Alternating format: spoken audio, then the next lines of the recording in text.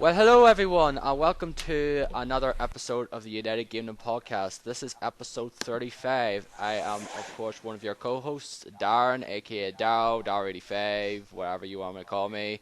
And with me once again is my Canadian chum, buddy, friend, compadre, amigo, Denis, D-boy. Hello, Denis. Hello. How's it going?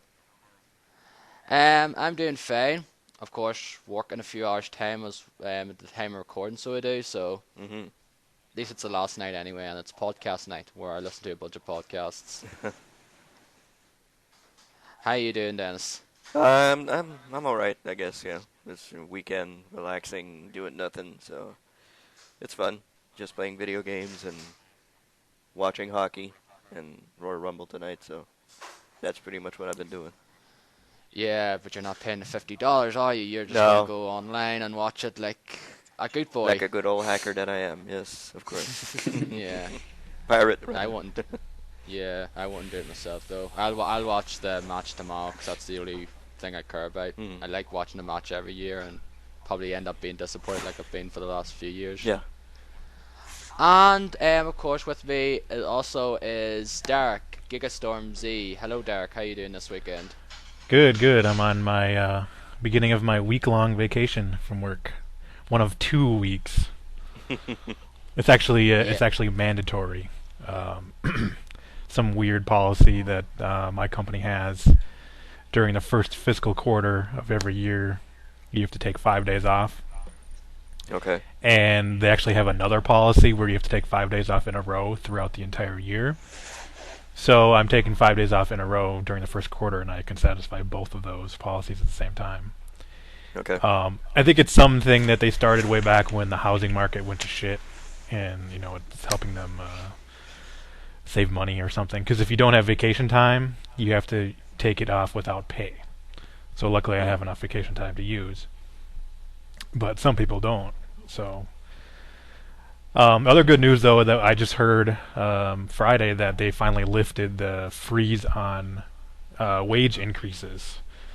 Finally, after like several years, ever since the housing market went in the crapper, they laid off a lot of people and cut salaries, and they put a freeze on raises. But now that we're doing good again, getting a lot of business, they're lifting that freeze, and starting this year, we'll get raises again. So that's good. So that's really good news. For sure.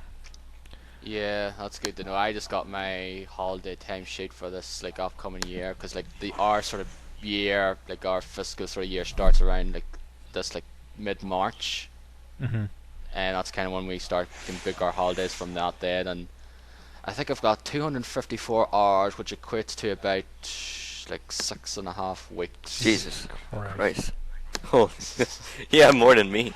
That's crazy. Yeah, I've got more than you's combined, pretty Yeah, much. at pretty this much. rate. Yeah. Mm-hmm. Yeah. Damn. But I work the nights though, and that's awesome because we get 4 nights a week and I get 3 nights off and 6 weeks off, which is pretty sweet. Mm-hmm. And Yeah. I will be my first week off will be the end of April during my birthday week because I always book it off. I will never work on my birthday again. That's good. And we have a guest with us this week, so we do. He is from YouTube. He is quite the enthusiastic gamer, so he is. I watch his channel, so it is. He's a great guy, and he's renowned for just being quite enthusiastic though, and being an all-round great guy. And that is Ari Lewis 2011, otherwise known as Rusty. Hello, Rusty. Hello, how are you guys doing? I'm Good. doing well. Glad for you to join us this week. I know I've sort of been getting you I wanted to get you on for sort of quite a while now, but unfortunately, like before, a few months ago, you were sort of busy at school, so you were at college. Yep. And now I think you're at an internship at the moment. You're out of school at the moment, is that correct? Yep, for the next 8 months, I'll be on an internship. So I'm kind of living on my own. Living the adult life, 40 hours a week in the office space. It's kind of weird. 19 years old doing that growing up. I don't like it. But, no, it's been pretty interesting, and I'm actually enjoying it quite a bit, especially having the weekends to myself and not studying and the monotony of schoolwork, to take a break from that's kind of nice. That's the one thing I do not miss from school whatsoever. Doing homework and coursework and all that there. I hated that. Yeah. Yep. The only thing I miss is the 3 months off during the summer. Yeah, that's kind of nice. Other than that, don't really care. Mm-hmm. But anyway, glad for you to join us this week, though. Just before we get going, what is the internship on? What is it? I'm actually working for a company. I'm not sure if you guys are familiar. They have a branch in Germany. So, Darren, you may have heard of them. Called Bendix Commercial Vehicle Systems. And No, never heard of them. well, basically, they sell like brakes and all these different auto parts for like giant semi trucks. And so I'm basically doing costing and financial work for them. So I'm doing a lot of work in SAP, if you guys are familiar with that software. Yeah. Basically costing products for them. And so yeah, that's pretty much what I'm doing. And it's kind of, repetitious and everything, but just to kind of get the experience and kind of interacting with the corporate world is kind of interesting. So I'm enjoying it. That's good to know anyway. It's good to get the work experience out of the way now, and sort of when you get exit from school though, and graduate, then you can say I've got some experience here. Yeah, exactly. Sign me up. Yep, pretty much. That was probably the problem I pretty much had when I left university. I had no work experience and couldn't get a job anywhere, and therefore had to resort to your sort of standard labour job, stocking wines and shit. Mm-hmm. Too bad though, but you live and learn. Yep. Anyway, this week is going to be a little bit different now, and we might start doing this from now on, where we will not do the news first. So for the people who like the news, you'll have to wait and listen to us for the rest of the 2 hours before you get to news. And because I know a few people like the news the best on this podcast, so we'll have to leave that to last, and we'll probably be doing that from now on, just so you listen to us drone on about games and shit. Suffer through the rest of the So podcast. you have to listen, yes. Yeah, you have to listen, or they can, you probably could Fast just forward. fast forward it. They might do that, but I'm sure none of our listeners do that. Sometimes I then do it with other podcasts. So anyway, since we have a guest, Rusty, what have you been playing? I don't think you've been playing much, so we're going through the games we've been playing first, and all that good jazz. So what have you been playing, Rusty? I've been playing only 2 games, so probably quite a bit shorter than your list of 342 games, Darren. But one of which I actually haven't played in a few weeks because one game has been taking up most of my time, so I'll get to that game in a second. But that's Dead Island for the Xbox 360. I've been playing that. And I've been kind of taken by surprise by this game. It's actually quite a bit of fun. For those of you that haven't played it, it's kind of similar to Left 4 Dead as far as like kind of the zombie apocalypse type of deal. Coming from all over the place. But in terms of control, I guess it's probably best compared to a game like Oblivion. And of course, that can be a blessing and a curse at times because you have like these melee weapons, and you can basically pick up a paddle or a baseball bat or anything, and you kind of just haphazardly swing and flail at these enemies that are coming at you. But in Oblivion, it was kind of nice because someone had a sword and a shield as well, so it was kind of like you hit them, they hit you. But in this, I feel like you're almost like retreating and running backwards while you're just like kind of flailing. So it can be kind of I don't know, it's kind of difficult to control and kind of can lead to a lot of unintended deaths, I think. But I'm enjoying it quite a bit. I'm not paying attention to the story at all. There's no story really. There really isn't. Yeah, there's just a bunch of skimpy dressed clothing people, in bathing suits because they didn't expect this zombie apocalypse to happen. You're on an island, but I'm kind of frustrated because like I loved the beginning of the game when it kind of dropped you on this island and you kind of were just able to venture off and really do whatever you want. And basically the game is open world, so you can really kind of go off and do side quests and not even touch the main quest if you want. But as you do progress in the main storyline, they take you off of the island and you go to some other random city, and I didn't really like that. I felt that kind of took away from the game's main premise and what kind of made the game unique to begin with. The first area is the best in the game. Yeah. It's not going to get any better, quite frankly. No, it Yeah, doesn't. so that was kind of frustrating. But I mean, I'm hoping, basically this game has made Riptide, the sequel coming out later this year, one of my most anticipated games, just because it is a lot of fun and it has a lot of RPG elements. You kind of level up and get experience for each of your kills. You get rewarded for how you kill your enemies and everything, which is really cool. And you can really basically use anything as a weapon, and you can craft your own weapons and everything. So it's really cool. Although similar to Oblivion, your weapons kind of deteriorate, and they don't break or anything, but they become less and less powerful the more you use them. So that kind of becomes a burden to have to repair those. But money is definitely not in short supply. You can just sell random items to people to get money and kind of repair your weapons. So that's always nice. But yeah, it's a pretty fun game. Have you guys played Dead Island? Yeah, I need to go back into it though, because I got to like the third area, which is like this jungle part, which is very huge as well. And kits, it's kind of annoying because sometimes you have to do a mission and you have to trek all the way to this other side of the map in order to do it, because there's no like really good fast travel unless you can find some sort of vehicle. Yeah. Is there any vehicles in the jungle part? Yep. Yeah, there are. Okay. Mm-hmm. But I rarely see them though, hence why I have to trek along. But yeah, I need to go back into that game now. I just want to ask you one question now. Are you using analog or digital control? That's what I wanted to ask. Analog or digital? What do you mean? Now, which one is which now? Analog. Which one's the? I think it's the. You I use think the right stick or something. digital is just where you just press a button and you attack, and I think analog is the one where you aim where you're attacking. You kind of like pull back on the stick and then pull forward again to actually attack. Like you're swinging, holding your weapon up in the air and then swinging down, and you can aim at like certain limbs with the analog.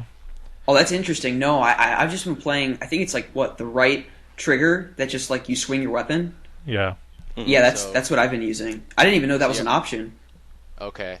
Well, there you go. Now you're playing it the wrong way. You have to go. Then. Well, I played it digital because it becomes a big pain in the ass. Yeah, you're getting attacked by those guys that run at you, like the infected, I think they're called. Mm-hmm. Yeah. And you're trying to like pull the stick back and then like hit it again. It takes a long time to actually attack when you're doing the analog. But I think the analog works really well on those like the brutes, or what, I can't remember what they're called. The really big guys. Yeah. Oh, yeah. They like knock you down. It works really well on them because you can cut off their arms or cut off their legs and just hit them when they're on the ground that way. Plus, there's an achievement attached to killing. I think it's 150 zombies with the analog control. Something like So that. if you're one of those achievement fiends, you can switch to it. I honestly prefer the analog though. Yeah, I'll have to give that a try. I just find it more enjoyable that way.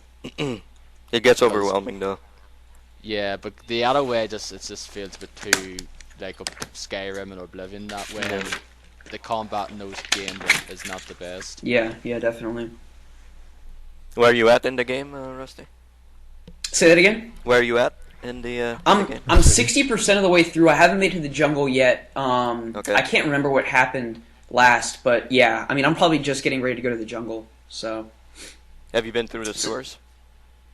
Yes, I've been through the sewers. Yeah, that's the worst part of the game. Yeah, Honestly. Yeah, It's it was not fun. I mean, I hated it how you would go in the water and you'd like be poisoned, and all the enemies that were also around you. It was just I didn't like it. Oh, kind of like Dark Souls then. It's like backtracking. You have to do some backtracking. You have to come back, go back. And Yeah, I mean, I think I've been there twice already. So, Mhm. yeah, so. Yeah, it's the worst part of the game, honestly. Yeah, so hopefully Riptide kind of improves upon some of the minor gripes that I have with the game, but I'm definitely looking forward to that game. Where is Riptide set now? Does it have like a where is it set now? I don't know. I watched the gameplay. They released a 10-minute. I think it's another island in the same chain of islands. I think so. Yeah, Because I'm not actually sure. The same people are there. The same characters are there. So. So what's this? Is this basically okay? So just go from one island to the next, or is this like different, like same timeline or something? Or Maybe what? something. I think it's happens. after the first game. Probably. Oh, okay. Something happens to the helicopter, probably. So do you play as the same annoying characters, just like how the Far Cry 3 characters are so damn annoying? I didn't like any of the characters in I actually Dead heard that you Island. come into contact with the cast of Lost, and they're actually, yeah, Yeah, Hurley and Jack and all that's there. yep. How are we getting it on this island? It's basically a recreation of the Lost Island. Yeah. J.J. Abrams. Yeah. Side project. Yeah. So anyway, what else have you been playing, Rusty? Yep, the second game that I've been playing is a pretty amazing JRPG, and that is Tales of Vesperia. I was playing Tales of the Abyss for the 3DS, and Darren, I know that's part of your gentleman's challenge, and I know you really cannot get into that game.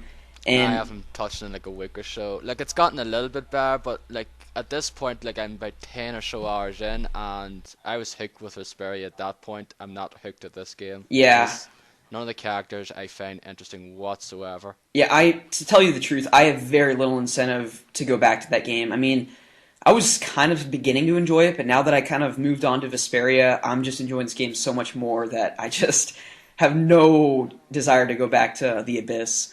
But Vesperia, I just find, is just one of the greatest stories in an RPG that I've ever played, and especially the characters. I mean, the cast of characters in this game is just second to none with RPGs that I've played. I mean, I know not many people are fans of Final Fantasy 13, but I loved 13, and the characters in that game I really actually liked.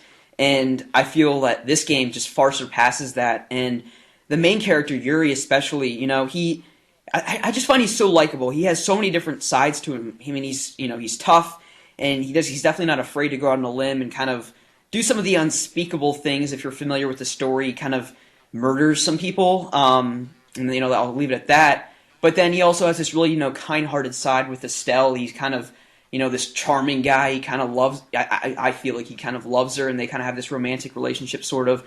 And then he also has like this father figure, older brother side to this young boy named Carol, and he kind of is encouraging him to kind of lead this guild that they've started called Brave Vesperia. And oh yeah, that's right. I forgot about that. yeah. So I just really like him as a lead character. And then you have this dog. His name's Rapide. You know, for a character that can't speak, I just feel like he has so much personality. And you know, he smokes a pipe. Yeah, he smokes a pipe. I mean, come on. And he holds a sword in his mouth as his weapon. I mean, it's just absurd. It's crazy. It's awesome. And I really like the game. Graphically, it's just spectacular. I mean, it's like playing an interactive anime, as I was saying on my YouTube channel. You know, if you've played any of the Tales of games, you're very familiar with the art style, but Tales of Vesperia is no exception. It's really, really nice. And the battle system, you know, it's not turn-based. It's actually, you know, you do stop, you run into an enemy, and you go into this real-time battle. You're basically in this little mini circular arena, and you can free roam within this arena, and you basically attack your enemies in real time using like these different arts, these different magical moves, and then just, you know, your standard melee combat. And it's just really interesting, and you know, it's fast-paced and it's exciting. It's not, you know, boring. The story is just what keeps the game going. It really does. It's so interesting, and I'm 53 hours in, and I have no desire to stop. You know, it's just amazing. I really do enjoy the game. So, Darren, I know you're pretty a big fan of the game as well. Yeah, I absolutely love that game. It's one of my favorite games of this generation, because I got it when it came out here in June 2009. We had to wait like 10 months after it came out in the States. Yeah. And I pretty much played it over that summer. Yeah, it's a great game. Yeah, I put about, I think 74, 77 hours into it overall, though, and I did like some of the side quests, and I did all the fell arm things, and that's where I challenged someone else to do. I recommend you do it as well, like I said, on Twitter. Yeah. Basically, get all the fell arms so you can fight the third form of the final boss. He's known as the Radiant Winged one when he gets to that form. Okay. And he has this attack which you have to be in your level 7. It's basically be in the 70s in order to survive. It's a pretty flippin'... It's a cool ass attack though, but man, it hurts. Yeah, I mean, I'm not really sure what my plan is yet. I mean, Darren, I know you saw my most recent video. I have quite a backlog of games to get to, so... Nothing in comparison to me.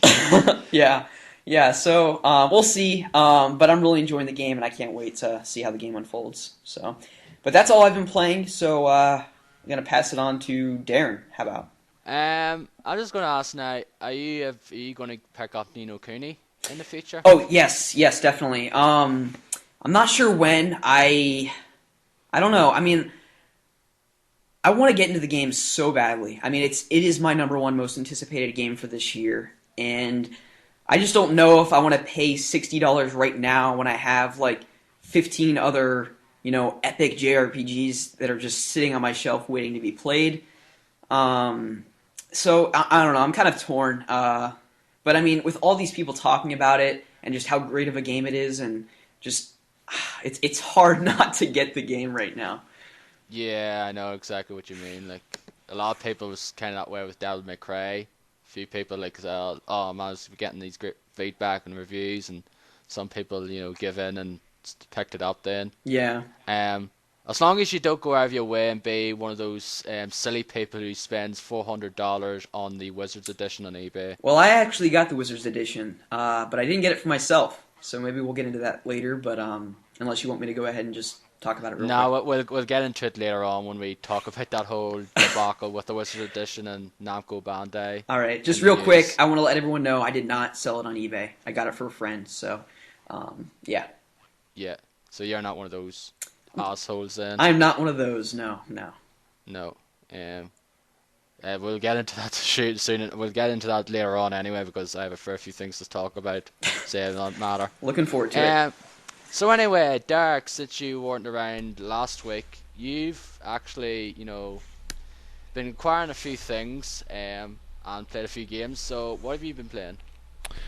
Well, let's start off with the game that I finished. I finished Binary Domain last weekend. I was looking for something to play after finishing Far Cry 3, and I was like, oh, I suppose I'll try and finish Binary Domain, even though I wasn't really into it. I think I got up to the part where you first meet the French robot, Kane. So I started from there, and I finished it in like a day or two. So I finished the game, and the story is, I don't know, I kind of got it spoiled for me thanks to the Giant Bomb cast and their Game of the Year discussion. And my little prediction wasn't completely true. I don't know. You remember me talking about that a couple weeks ago?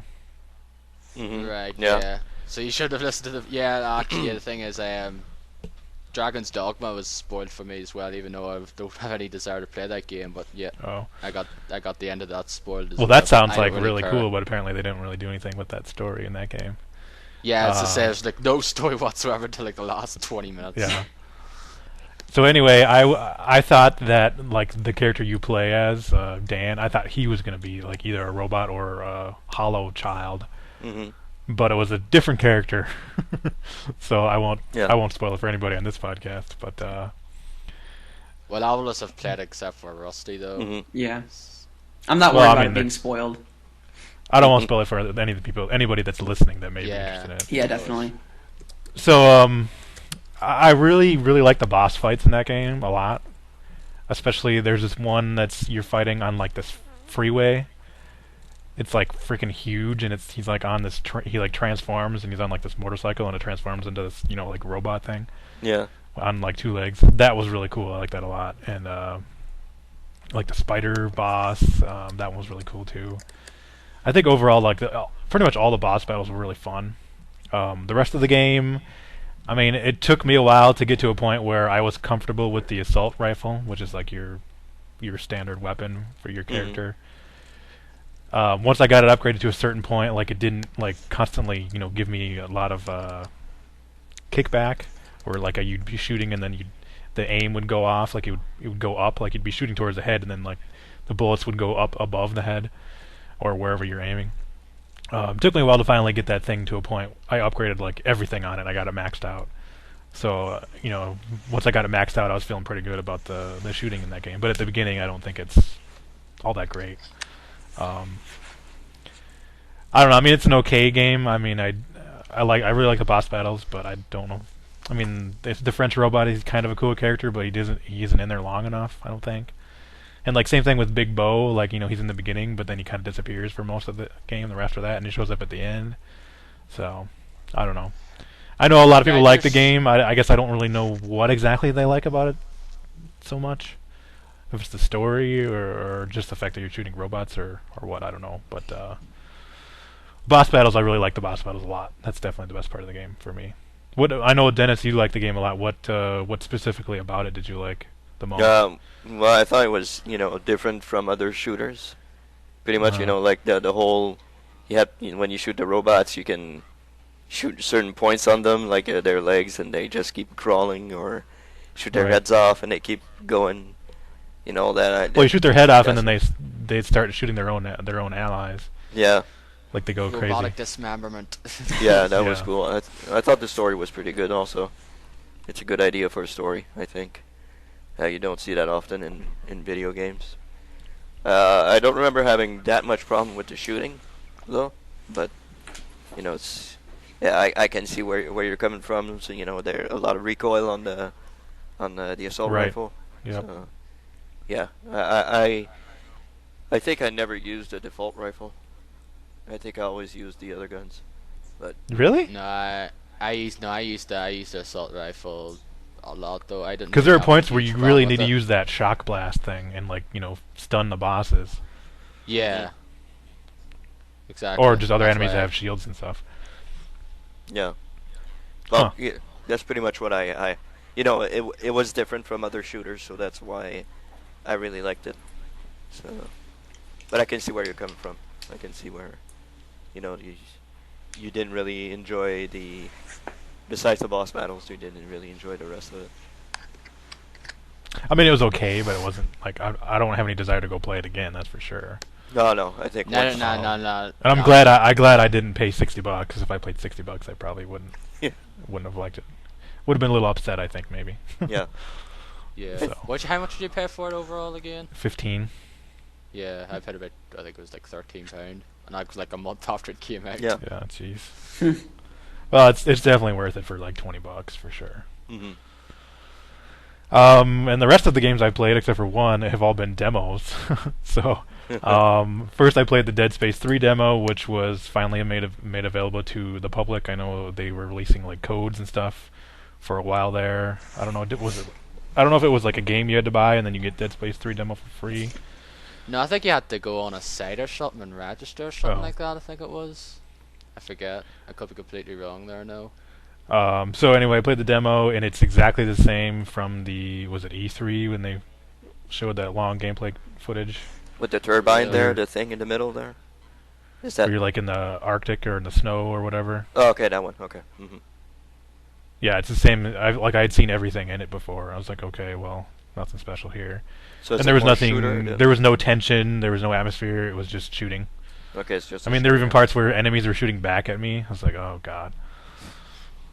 I guess the most interesting thing about it is that there's some crafting system they introduced in this game, where you can combine a bunch of different parts and you can make you can combine your rivet gun with like your plasma cutter, and you can have them both in the same gun. Where like one is the alt fire is the rivet gun, and the standard fire is the plasma cutter. There's stuff like that where you can do all sorts of different things with weapons. That seems kind of cool, but everything else doesn't even feel like Dead Space. It feels like a third-person shooter, really.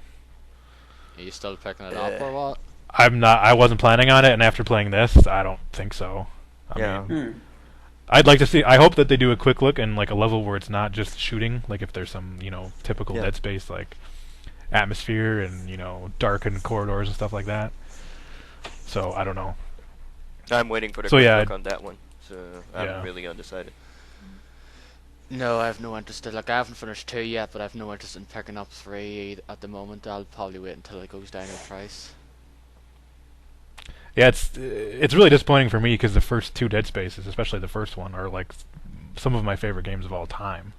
And how they've changed it so dramatically from what I've played and what the footage has been released is, really disappointing. So I hope there's some, aspect of the original Dead Space games in there, but I guess I have to wait and see. Have you played any of the Dead Space games, Rusty? I haven't, which is surprising because it's a series that I definitely have been wanting to get into. As far as like control and atmosphere and stuff like that, what kind of game would you compare it to? Because you said it's third person, isn't it? Yeah. Mm-hmm. So is it kind of like? Go ahead. The first one's kind of like it plays similar to Resident Evil 4. Okay. And 5, pretty much. Yeah, then I'm sure I would love it. I mean, I love those types of games, but for whatever reason, I never jumped on board. Yeah, but I'd recommend playing the first one anyway, because I played it and I love that awesome game. Second one is very good also. Yeah, It is, yeah. Like of what I played of it, it's quite good. There's a little more It's not- action in the second one, but it's not like what we've seen in the third one so far. There's still plenty of atmosphere and stuff in the second game. And I think they did improve like a lot of the shooting in that one in the second game too. If you're into scary games, you should definitely pick it up. Oh yeah, I am definitely. Yeah, like the old Resident Evil games, or like Silent Hill, kind of like that atmospheric vibe where you really want to listen, like have headphones on and like have everything dark, play it at night, close all the windows. It's got especially really good sound design. Definitely. Yeah, the sound design is fantastic. I have to admit now in that part. Awesome. Moving on, I played another demo. This is on PS3. I played the Metal Gear Rising Revengeance demo. And this demo is the same as it was on the Giant Bomb Quick Look. So if you've seen that, you've seen everything. Yeah, they got the one that came with Zone of the Enders HD collection. Yep, right. Which was finally made available to everybody else. It's a like a hack and slash action game, kind of like God of War or Bayonetta. I didn't think I was gonna like this, but I tried it out and I really do like it. It took me a while to get used to some of the controls. Probably my biggest problem with the game or the demo is that there's no block that I can see and there's no dodge. And those are two key things about those types of games that I really kind of wish are in every game, like God of War. Like if you just took the God of War combat system where you have the block and the dodge, where you use the right stick to dodge and you have like one of the triggers be block, that'd be perfect. Because I've mastered that controls. I'm so good at that, but that's going to be a bit of a problem with me as well, because that's to me is the sort of key thing I want in those kind of games as well, like a block or a easy evade button. The only thing, there's a parry system. You have to press the left stick in a direction and then press square. Oh so yeah, it took me quite a long time to get that down. It's because the timing is really key on that. You gotta wait until somebody's like coming at you, and then you have to do that. And when that happens, you'll knock them back, and then sometimes you have the opportunity to like counterattack when you're doing that. So that was really key to finish that boss fight. I don't know if you probably watched the quick look. There's like some robot dog thing that has a chainsaw on its tail. Yeah. The key to defeating that is to use the parry system, like every time he attacks you. And once I kind of got the hang of that, I can kind of see like, this game could be pretty cool. But I still wish there was at least I could probably deal with no block, but having a parry system. I wish there was a dodge though. Like if you just press a button quick to dodge out of the way. I mean, there could be one in there that I didn't figure out. Maybe there's some more advanced controls that they're going to be introducing later on in the game. I don't know. But it seems pretty neat, and the graphics are good. I like the sword effects, like where you go into like blade mode. You hold down the cut mode, yeah. Yep, and then you use the right stick to like aim where you want to cut them, and then just keep on cutting them in little like tons of different pieces if if you're good enough at it. So that's pretty cool. And I watched the trailer. There's a trailer online with all the bosses, or like a bunch of the bosses. Yeah. Like the boss design is really cool. Like there's this lady that has like 20 arms, and there's these like just crazy looking like kind of like a mix between like a robot and like a human. I don't know, like cyborgs or something. A lot of different really cool boss designs in that game. So I don't know. I may end up picking that up. I don't know. We'll have to see. I'm surprised. I'm surprised at how much I liked it, because I didn't really know anything about it other than that one trailer. And I haven't played Metal Gear Solid 4, so I don't really know how Raiden ended up as some big huge cyborg dude. Well, I forget. I don't really think it gets explained. No, it doesn't. Oh, really? I don't think so. No. No, just basically, it's Raiden just comes out of nowhere. Oh, wait a minute, he's a ninja all of a sudden. And he's a robot. Because he was basically kind of a bit of a sissy boy, whiny guy sometimes as well. Not into the power as flipping, what the fuck's his name? I forget his name in Tales of the Abyss. The main character you play in that is a whiny bastard. Luke. Luke, that's it, yeah. Yeah, but he's nowhere near as bad as that. He's nowhere near as bad as Luke now and not there. But yeah, I'm glad to see you liked it anyway, though. I'm not playing the demo because I just want to get the game and play it just with a clean slate. It's like, yep, just gonna get into this and play the shit out of it. You'd probably like it because I see it as more like Bayonetta than I see it as like God of War. Now I know I'm gonna like it though. Those kind of games are kind of one of my favorite genres. Like those action hack and slash games, and like God of War, Bayonetta, Devil May Cry. Like I love those games, those kind of games. So I know I'm gonna like this. It's platinum for fuck's sake. I love platinum. When does that come out?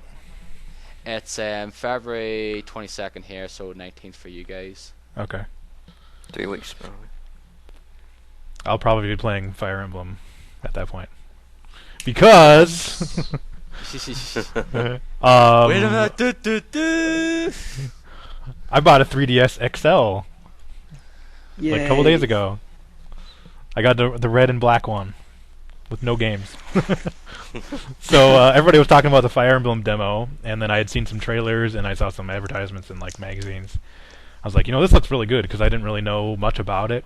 Like I knew there was a new game coming out, but I didn't know if they were changing the formula of the game or or what. But I saw the trailer, saw some of the gameplay or the demo gameplay footage, and I was like, I really want to play this game.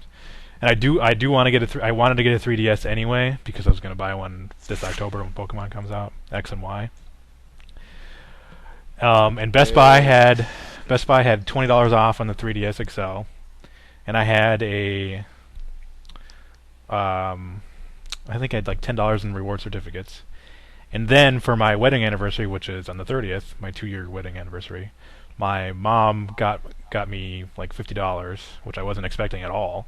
So that was cool. And I was like, you know what? I could buy this 3DS XL and get it for like $100 rather than $200. So that's what I did. And actually, what I ended up doing is go to Target instead of buying it at Best Buy, and they price matched. So which allowed me to use my wife's employee discount. So I got another 10% off, plus if you use your Target Red Card, you get 5% off on top of that. So I paid like about $100 or so for a 3DS XL. I'd say that's a pretty good deal. Putting everything together, that's how much I basically paid for it. That's nice. Yeah, I don't have any games yet because the one game I want for sure is Fire Emblem. I probably would buy Code of Princess if I could find it. I haven't none of the Best Buys have it, none of the Targets have it. I checked a couple GameStops, they don't have it. So I think it's on the eShop though, isn't it? I'd rather have the boxed version if Okay. if I can. You can get it on Amazon for about $35. Yeah, I'll probably have to do that. So I was messing around with it when I first got it and I tried some demos. First I played the Fire Emblem Awakening demo, which was really cool. It was kind of short, but I really I thought I wasn't gonna like the 3D, like the polygons, because the past Fire Emblem games I've played were all in 2D, and they have really good sprite art in those games. And I thought maybe they would kind of ruin it by going into 3D, but I think it actually looks pretty good. And they also have really good character art, like during cutscenes. They'll have dialogue between characters, and they have like a kind of portrait from like the waist up of different characters, and that art is really good. And they also have some kind of like animation on the faces, kind of like almost kind of like Persona 4, sort of, during some of those dialogue scenes. And that looks really good too. So yeah, I'm really looking forward to that. I think that comes out February 4th, which is the day I have to go back to work on Monday. That day. Perfect. That sucks. Yeah, that sucks. Yeah, too bad it's not this week or whatever. I wish, yeah. And then I played the Theater Rhythm Final Fantasy demo just because I can see. Okay, I gotta see what the hell this game's all about. Since you, Darren, and Steph 2 Def loved that game. It's our favorite game of the year, so I had an idea it was going to be that. So she played like 90 odd hours of it. So I tried it. I can see how you'd like it, but I'm not very good at it. Like it took me a while to get used to like how the game works and how you have to tap and like swipe and stuff.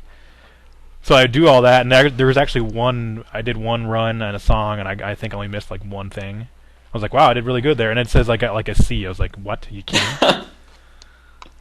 It's like, well, this is exactly why I don't need to play rhythm games, because I'm only going to get a C every time. It's like, how is that even possible?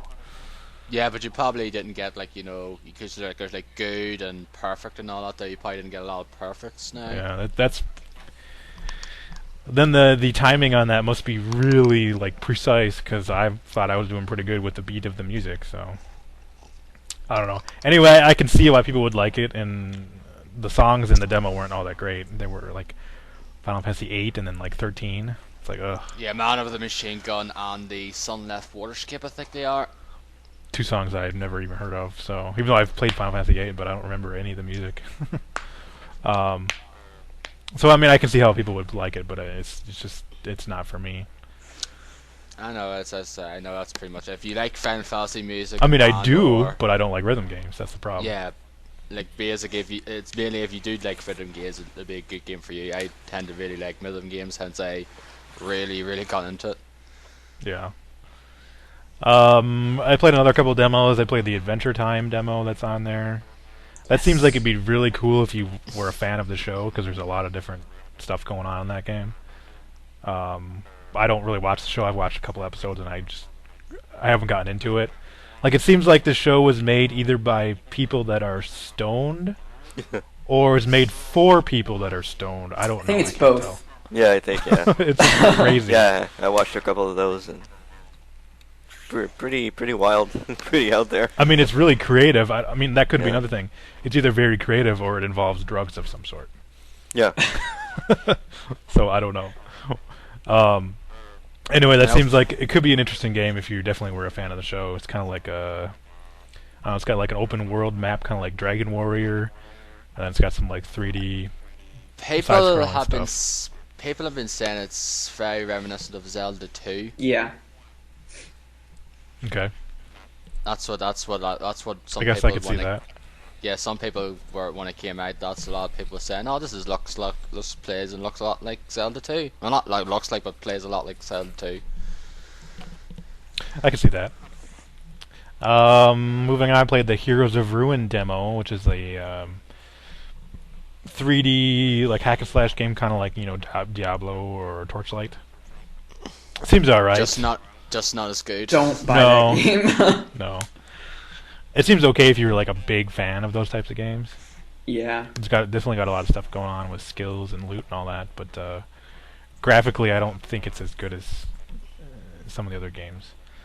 And so he has a level cap of 30, I believe, as well, because I know, like, this is from another podcast I listened to, though, Holly, from this podcast called Operation Killscreen. She got it, though, and she liked it, but she was really annoyed with the fact is you go up to level 30, and like, I basically do a bunch of quests, get up to level 30, and that's it. There's no point playing on then if you've done everything and leveled up to maximum. Yeah, I 100% of the game. There's 4 character classes, level caps at 30. All the dungeons, while they look different, it's just so repetitive, and it just doesn't mix things up at all. It's not worth your time or money. Just I play Diablo for your Torchlight 2. There you That's go. really it. There you go. Which we've both done, so me and Dennis have both finished them, and Derek, I think, still has I've to go finished through Diablo Torchlight. 3, but yeah, I haven't Mhm. finished Torchlight. And that's all. Those are the only 3DS games I played.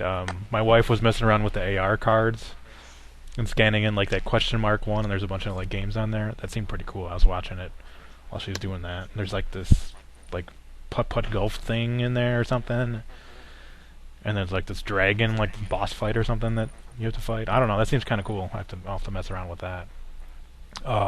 So I have my friend code here. I'm going to give out for anybody that wants to add me. It is 2637-9786-4845. I've added you, Darren. I don't know if you responded or whatever to my. No, I haven't. I'll add it to you tomorrow now. Okay. Just haven't. I've added a couple people, but I haven't like done anything with my friends list. So, and the other thing I played is actually today I've been playing Aliens Infestation, which is a DS game, and I've been playing it on my 3DS XL. Because I wanted to see how an original DS game would look on the bigger screen and how the 3DS would handle playing DS games. And it looks perfectly fine to me. I don't see anything. I don't see any pixelation or any issues with hardware at all. I mean, it looks like I'm just playing a regular DS game, but on a bigger screen. So I mean, Yeah, it some works really people- well. Some people didn't really like playing it on 3DS, 3DS now, like DS games, and like I played pretty much all my stuff on the 3DS now, and I haven't got a huge problem. But I know some people just felt, about that their whole thing. Maybe I'll have to try out some other ones just to see if there's any kind of pixelation or anything. But I'll probably end up playing most of my 3DS games on my 3DS XL, mainly because it's a bigger screen. The only issue I could see is like for this game, Aliens Infestation, it requires like using the L and R buttons, and seeing as this is such a bigger system, it's something to get used to. Like I'm not used to such having to reach to try and press those buttons. Like I'm used to the smaller DS, but that'll probably just take some time to get used to is all. But yeah, I haven't seen any issues with playing a DS game on 3DS at all, and I really like the 3DS so far. I just have to obviously get a 3DS game. Oh, and as far as the 3D goes, I've tried that in a few things. What was that? What the hell was that? Nothing, sorry. I was just looking at something online. You're looking at some Was that horse porn? no. yeah. No, I just Porn clicked on a fails or YouTube something? link. I just no. Sorry about that. That was. Wow. I don't even know. I don't even know. No, I was just looking at the latest episode of the Radical Rascals and just seeing the length of it. It's like 3 hours 49 minutes. It's like Jesus Christ. I just saw they were joined by Caffeine Media Girl. Yeah. So that's officially the longest episode now with the guest. Anyway, as I was saying, the 3D part of the 3DS, I tried that in a couple of the games, and I definitely cannot have it all the way up. I have to have it like either halfway or lower, because I'll get like I don't know if it's a headache or just it hurts my eyes after a while. You and me both. It's weird because I don't have any trouble watching like a 3D movie, like the current 3D technology. But with this, I can't have it all the way up for sure. It has to be lower, otherwise I have problems. So we'll see. I'll have to figure out a good setting when I'm playing, Fire Emblem next week, or what I want to put it at. But so yeah, overall, I really do like the 3DS a lot. If you are planning on getting one, I definitely recommend it. I mean, there's still a lot of features I haven't really messed with, but really liking it so far. Unfortunately, it needs a bit more games for me though, because like the last game I got for it was Theater, and that was last July. There's nothing really coming out for it. Like I want Paper Mario Sticker Star. I was really looking forward to, but I found out it's not really as RPG-ish as like the previous games. It's more of like just basically get these stickers and use them as attacks, and like that kind of put me off a little, quite frankly. I think this year's going to be really good for the 3DS. There's a lot of promising games. Like you have Monster Hunter coming out, Fire Emblem, Luigi's Mansion 2, the new Etrian Odyssey if you're into the dungeon crawlers. There's a lot of really good games I think coming out. I think it's going to really improve the 3DS's library. I'll get Luigi's Mansion 2, but other than that, I hope there's stuff announced at E3. Yeah. It'll be a barren wasteland for me because, like I said, I have no interest in the Pokemon games. I know a lot of people are, but me and Dennis are pretty much the only ones in existence that couldn't give a rat's ass about Pokemon. But it's been forever since we've seen a new Pokemon game. I mean, come on, Darren. Yeah, like what, last year? Yeah, exactly. Well, it's been a while since there's been a new generation one, though. What, 2 years ago? Well, they went through all the colors, right? That's a generation?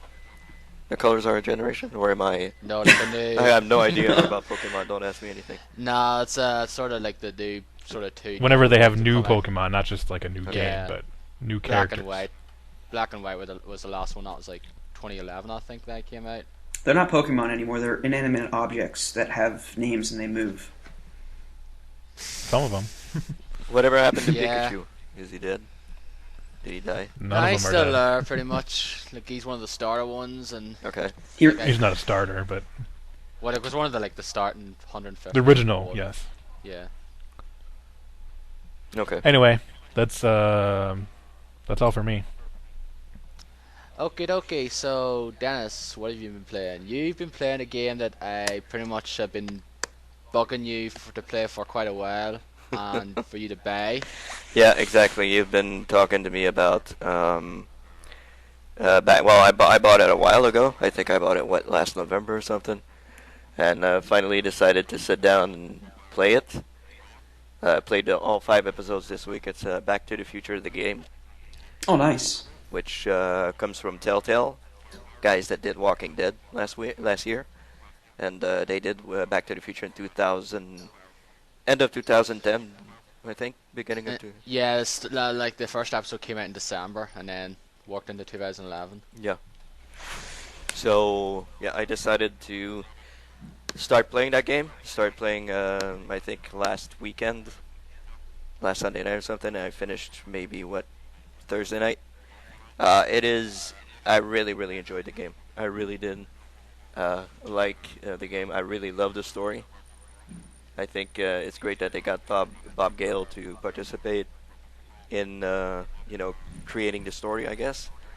Um, it's really good. It's really good. Christopher Lloyd is in the game, of course. He plays Doc. Emmett Brown. There's also the voice actor, I forgot his name, who plays Marty. It's AJ something, I forget his surname. I think it begins with an L though. Forget exactly what it is though. I'll look it up here while you're going. Yeah, the guy who does the Marty McFly's voice, he is really good. He is really, really good. Like you could pretty much think it's Michael J. Fox when he was younger. His voice is really, you'd really think it's Marty McFly.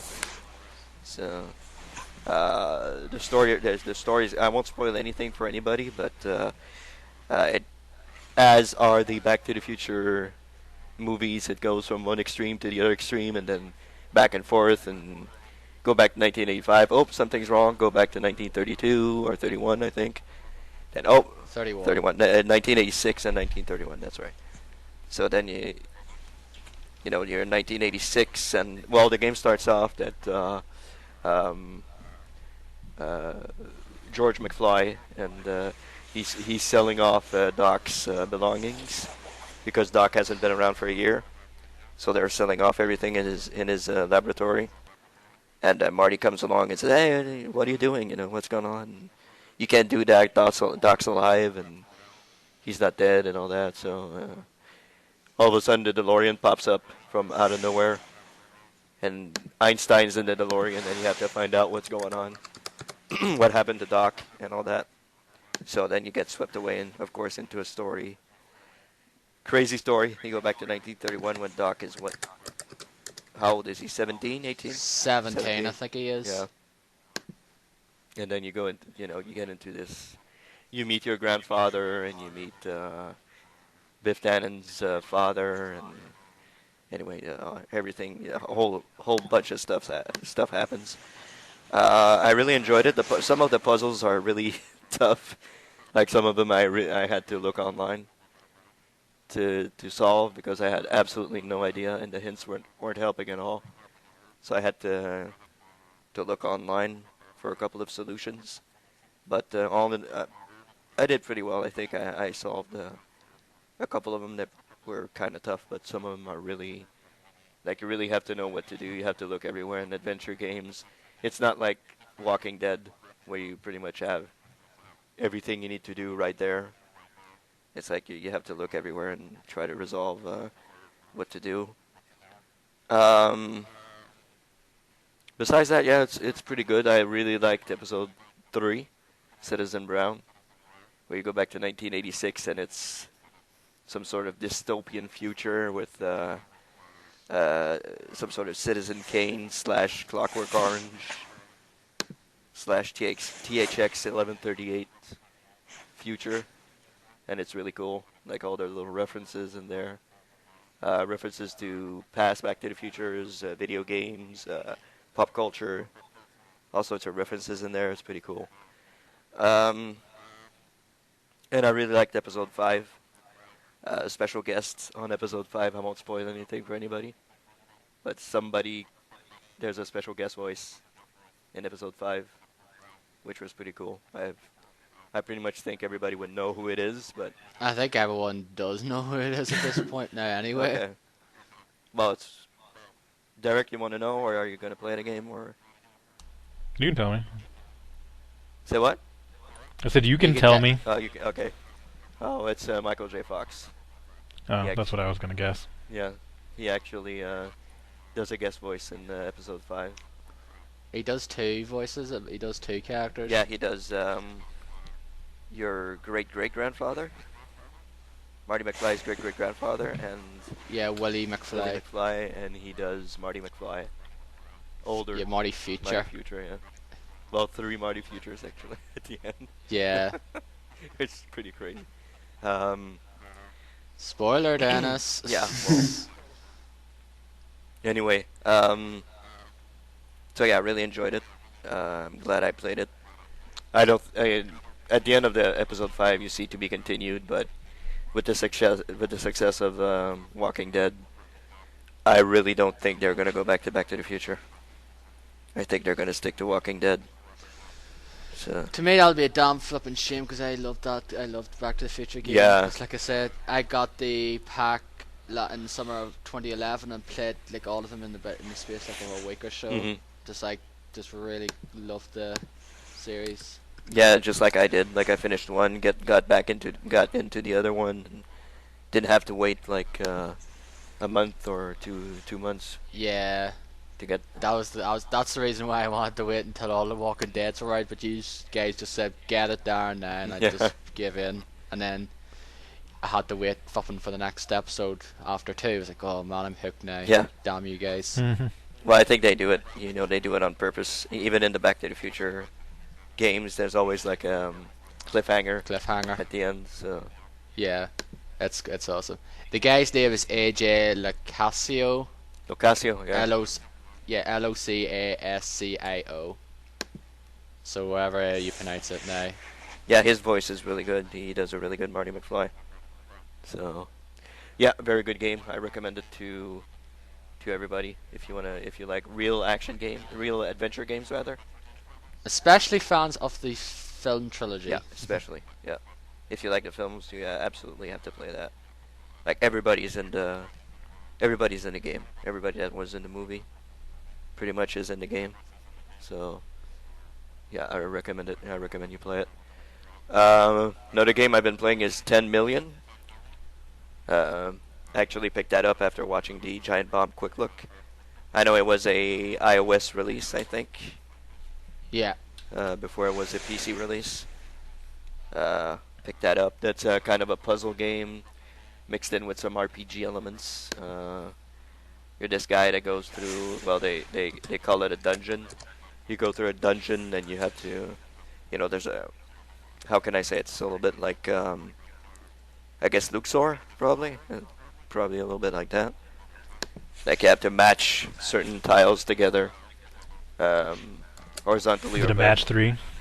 Yeah, match 3, match 4, as much as you want.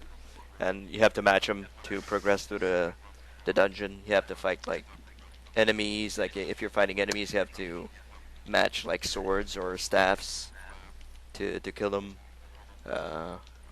If you have to open a door or a chest, you have to match keys to open them. You have inventory. You can upgrade your character, his weapons, his armor, and all that. And the game finishes when you hit 10 million. So 10 million points. I'm currently at 105,000, I think, something like that. So I'm very far from being A long way to go. Yeah, very far from finishing the game. So, but it's a really cool game. It's fun.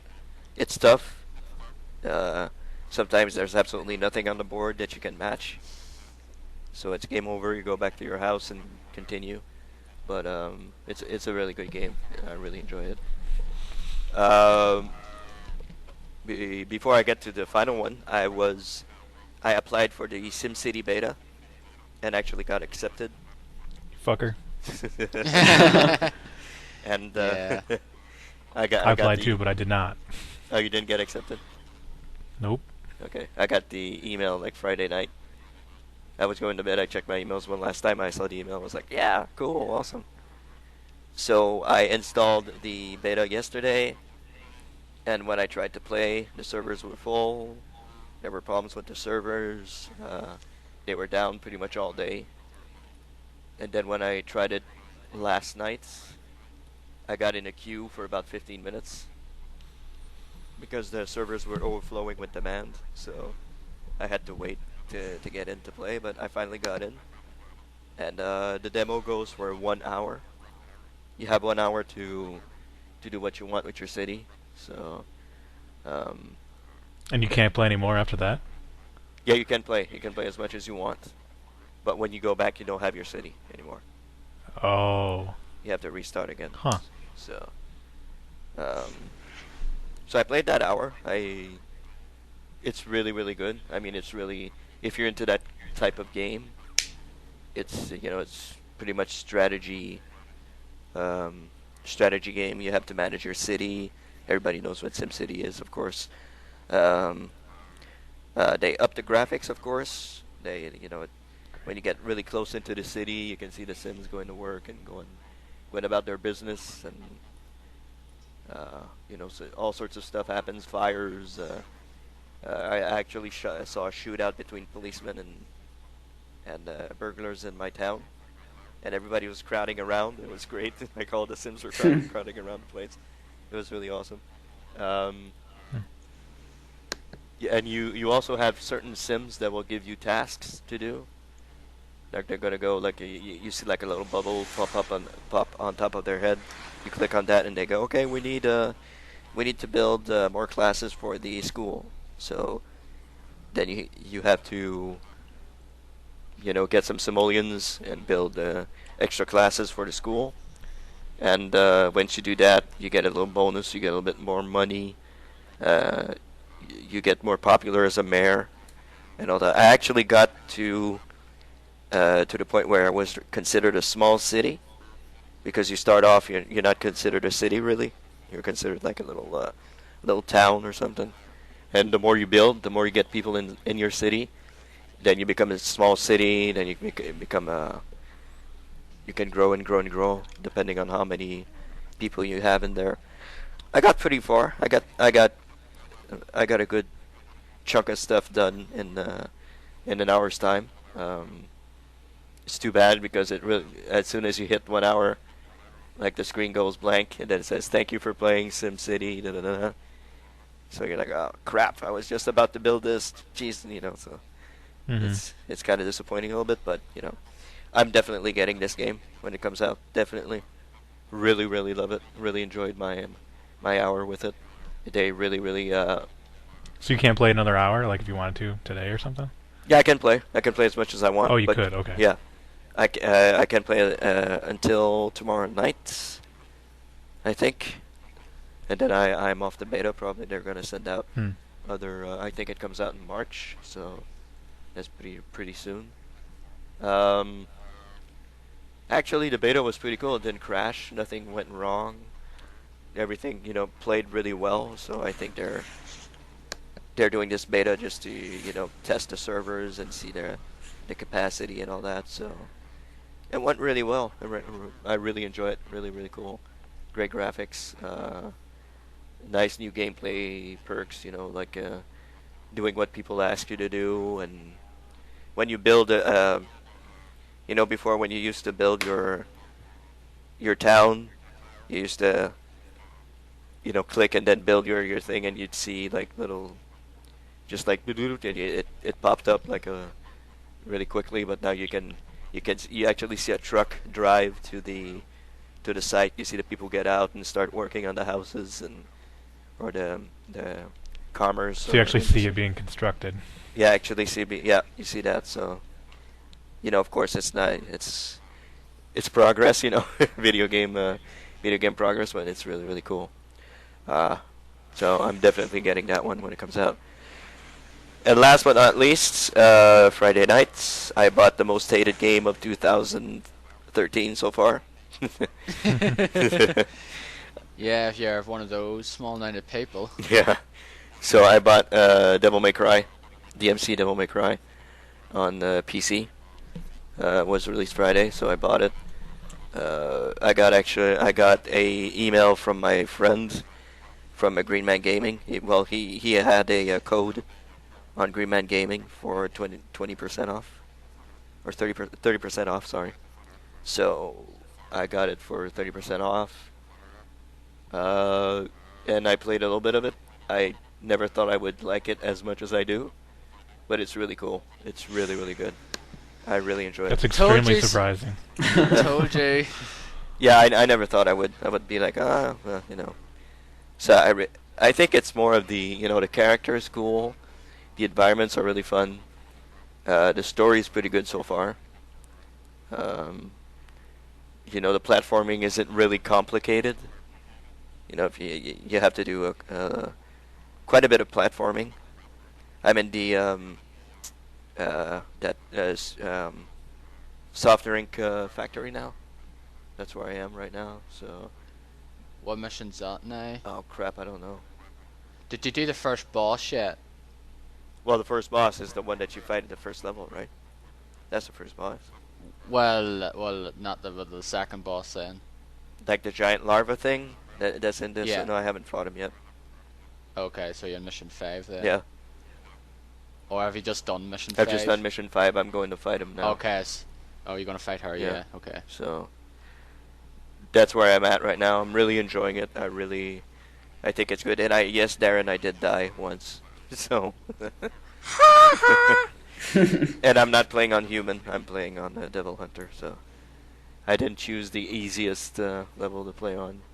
So. Yeah, I told you like you should. Yeah, it's not that difficult anyway. Like I said, played it on Devil Hunter, and kind of after playing through the game, I said I wish I just played this in Nephilim. Mhm. Because honestly, some parts it was a bit too easy for my liking though, and it's like I didn't die once at all during my playthrough. Yeah, I died at the part where you have to fight like right before you go to the level 5 there, where you at the very end when there's like this soda pouring on the floor everywhere, and Oh yeah, I know which part you're talking about. you have to fight like those two big things there. That's where Oh the oh fuck, I forgot what they're called. The things you have to hit them in the back. Isn't yeah, it? exactly, yeah. Yeah. So I was fighting those, and that's where I died. So that's where I died the first time.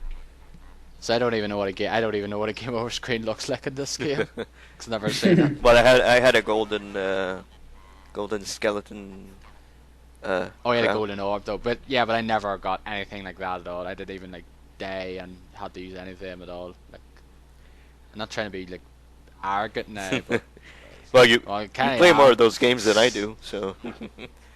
And I rarely play these types of games, so So what is it you like about it? Because like you said, you don't play these types of games. I don't know. It's just the amount of combos that you can do.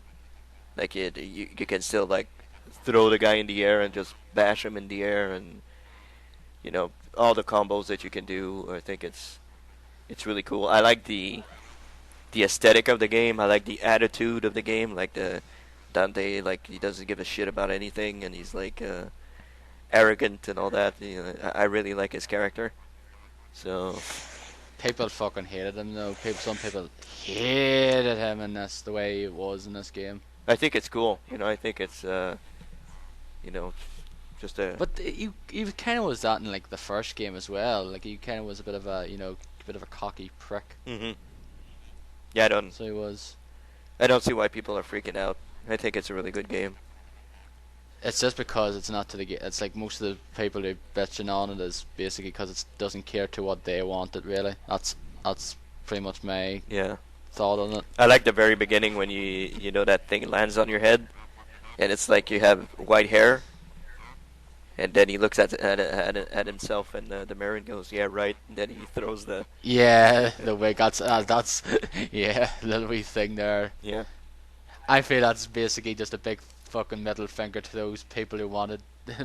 Yeah. So it is. Those people who didn't like the look of the new Dante. Mhm. That's pretty much what that part is there, in my opinion. Yeah, well, I have no problem with that. I absolutely have no problem with the look. I think it's really cool. I like the aesthetic. Game looks really, really awesome on my PC. So, the frames per second, I have it at 60 frames per second. Yeah, It runs I really think you great. can play it like even larger than that though. But you have a good PC, so you could probably play it in like 100 frames per second or what. But why would you? Well, it tops at 60. I can't go higher. You Oh, right, you okay. actually have a. I know. I think there's some people can set it up or something somehow and they actually make it run faster. But They're All you talking. have to Yeah, do they were is- talking about it on like Giant Bomb that you can go up to like 200 and some frames per second or something. yeah, Really? which to me is just ridiculous. Like, why would you play it that way then? Well, how do you do Because you that? can. Yeah, I played like fucking 3 times as fast as it actually is. It's like fucking Dante going around like fucking Sonic the Hedgehog at that point. I actually find it really fast now. Sometimes I get like fucked up in my combos, and I'm like, oh Jesus Christ, you know. So you get hit and fuck up a little bit. So Yeah, that's the thing I hate when it happens, though, especially when I've got a good combo going. It's like, oh, I'm going to get to the S rank, and then bam, got hit. It's like, darn it. I got to triple S once. That was really awesome. Like Yeah, you haven't got any triple S mission rankings yet, have you now? no, I got double S though, not triple S. Okay, I got triple. Okay. Most of the ones I got, I didn't get anything above below an A Mhm. on all my missions. I think my first triple H was against, I think it was against the larva boss or the next one after that. Okay. Because the next boss, after the larva boss, is ridiculously easy. The bosses are fun to fight, but they're not that difficult. Yeah, I didn't find the first They're- boss like the one in the first level. That was really fucking easy. That was Yeah. piss easy. The third boss in it there is really easy. It's my favorite boss in the game because the whole look of it, Mhm. the aesthetic is pretty effing cool. Yeah, But it is a pretty easy boss. So but as I said, I really enjoy the game, and surprised that I do actually, but I really do. It's a good game. It'll tide me over. I don't know if I'm getting Dead Space 3 after the comments, from Derek and what I've seen. I'm really uncertain if I'm getting it, so just have. well, Devil May Cry is not really that long a game. You can probably finish it this week anyway. Yeah. Since you're in mission 6 now, it's like 20 missions. Okay. And some of the later ones, there's actually a mission in it that's really, I forget which mission it is, but it's really short. Because that pretty much, because there's one of the achievements basically said finish a mission in 2 minutes or less. It's pretty much that mission you get it in, because you can finish that in like a minute. Okay. It's really short. Okay. But yeah, I really enjoyed that game.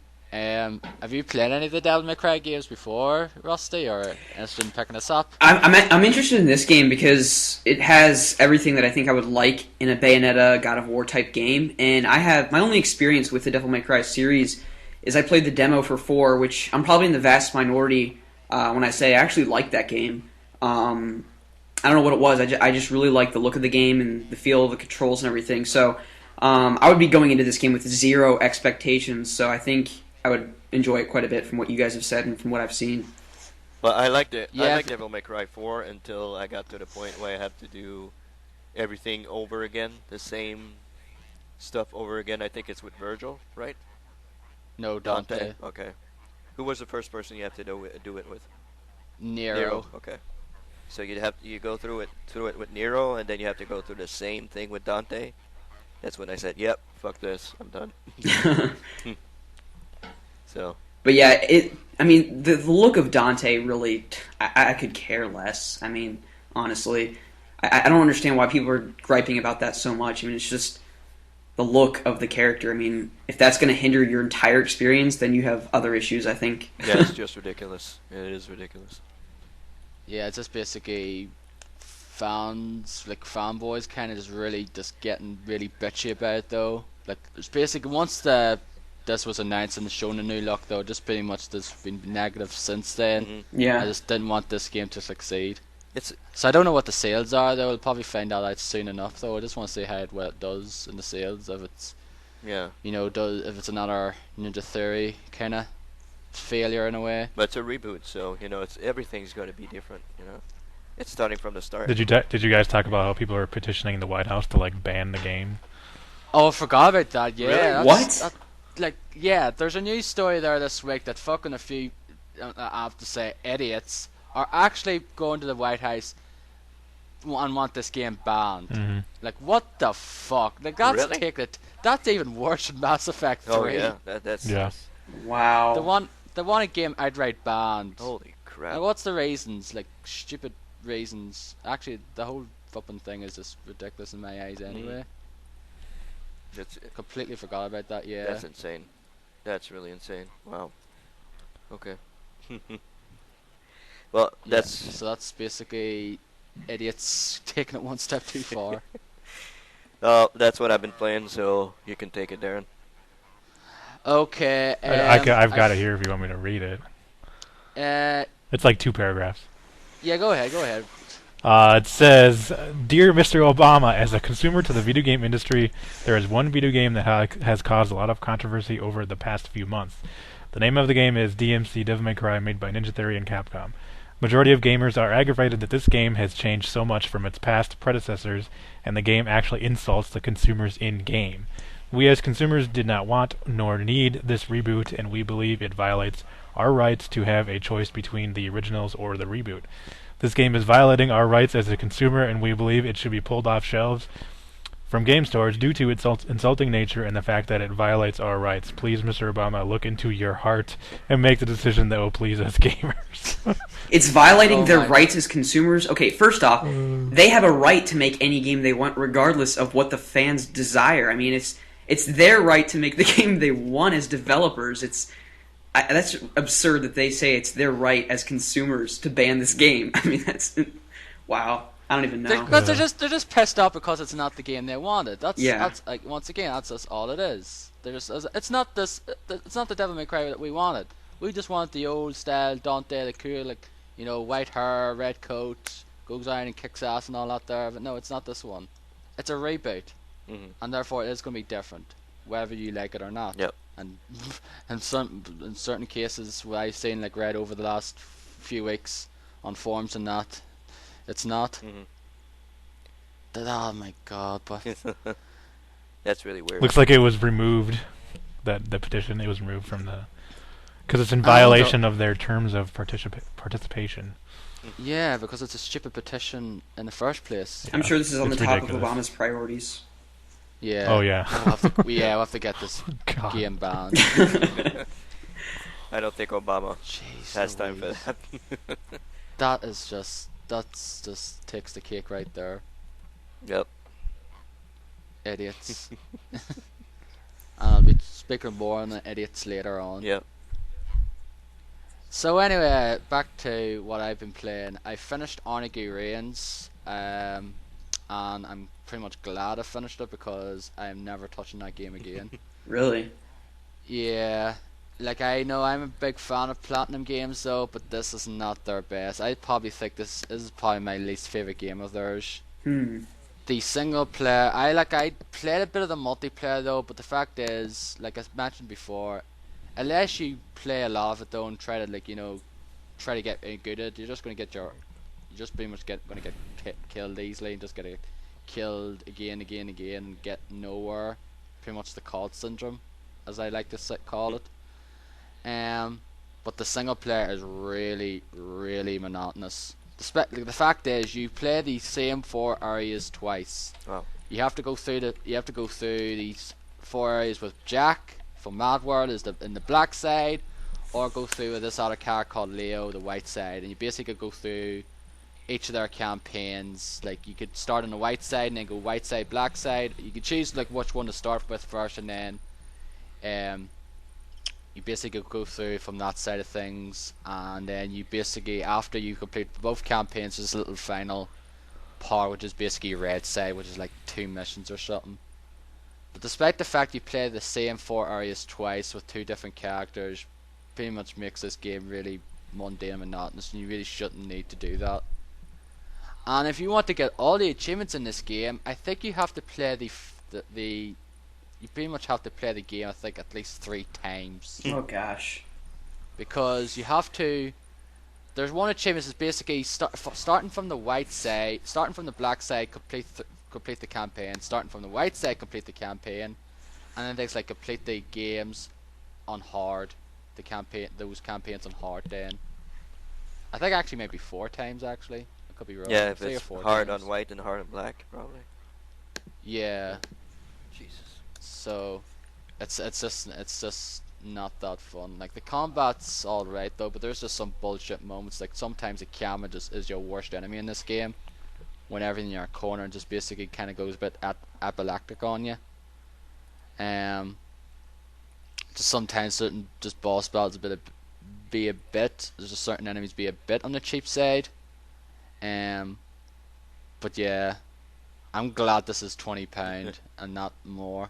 Yeah, Because as I say, I have this was £60 £60, I paid £60 for it importing it, I would have been really pissed off. I forgot to talk about the camera in Devil May Cry. Did you have the problem with when you're in a tight space that the camera doesn't turn?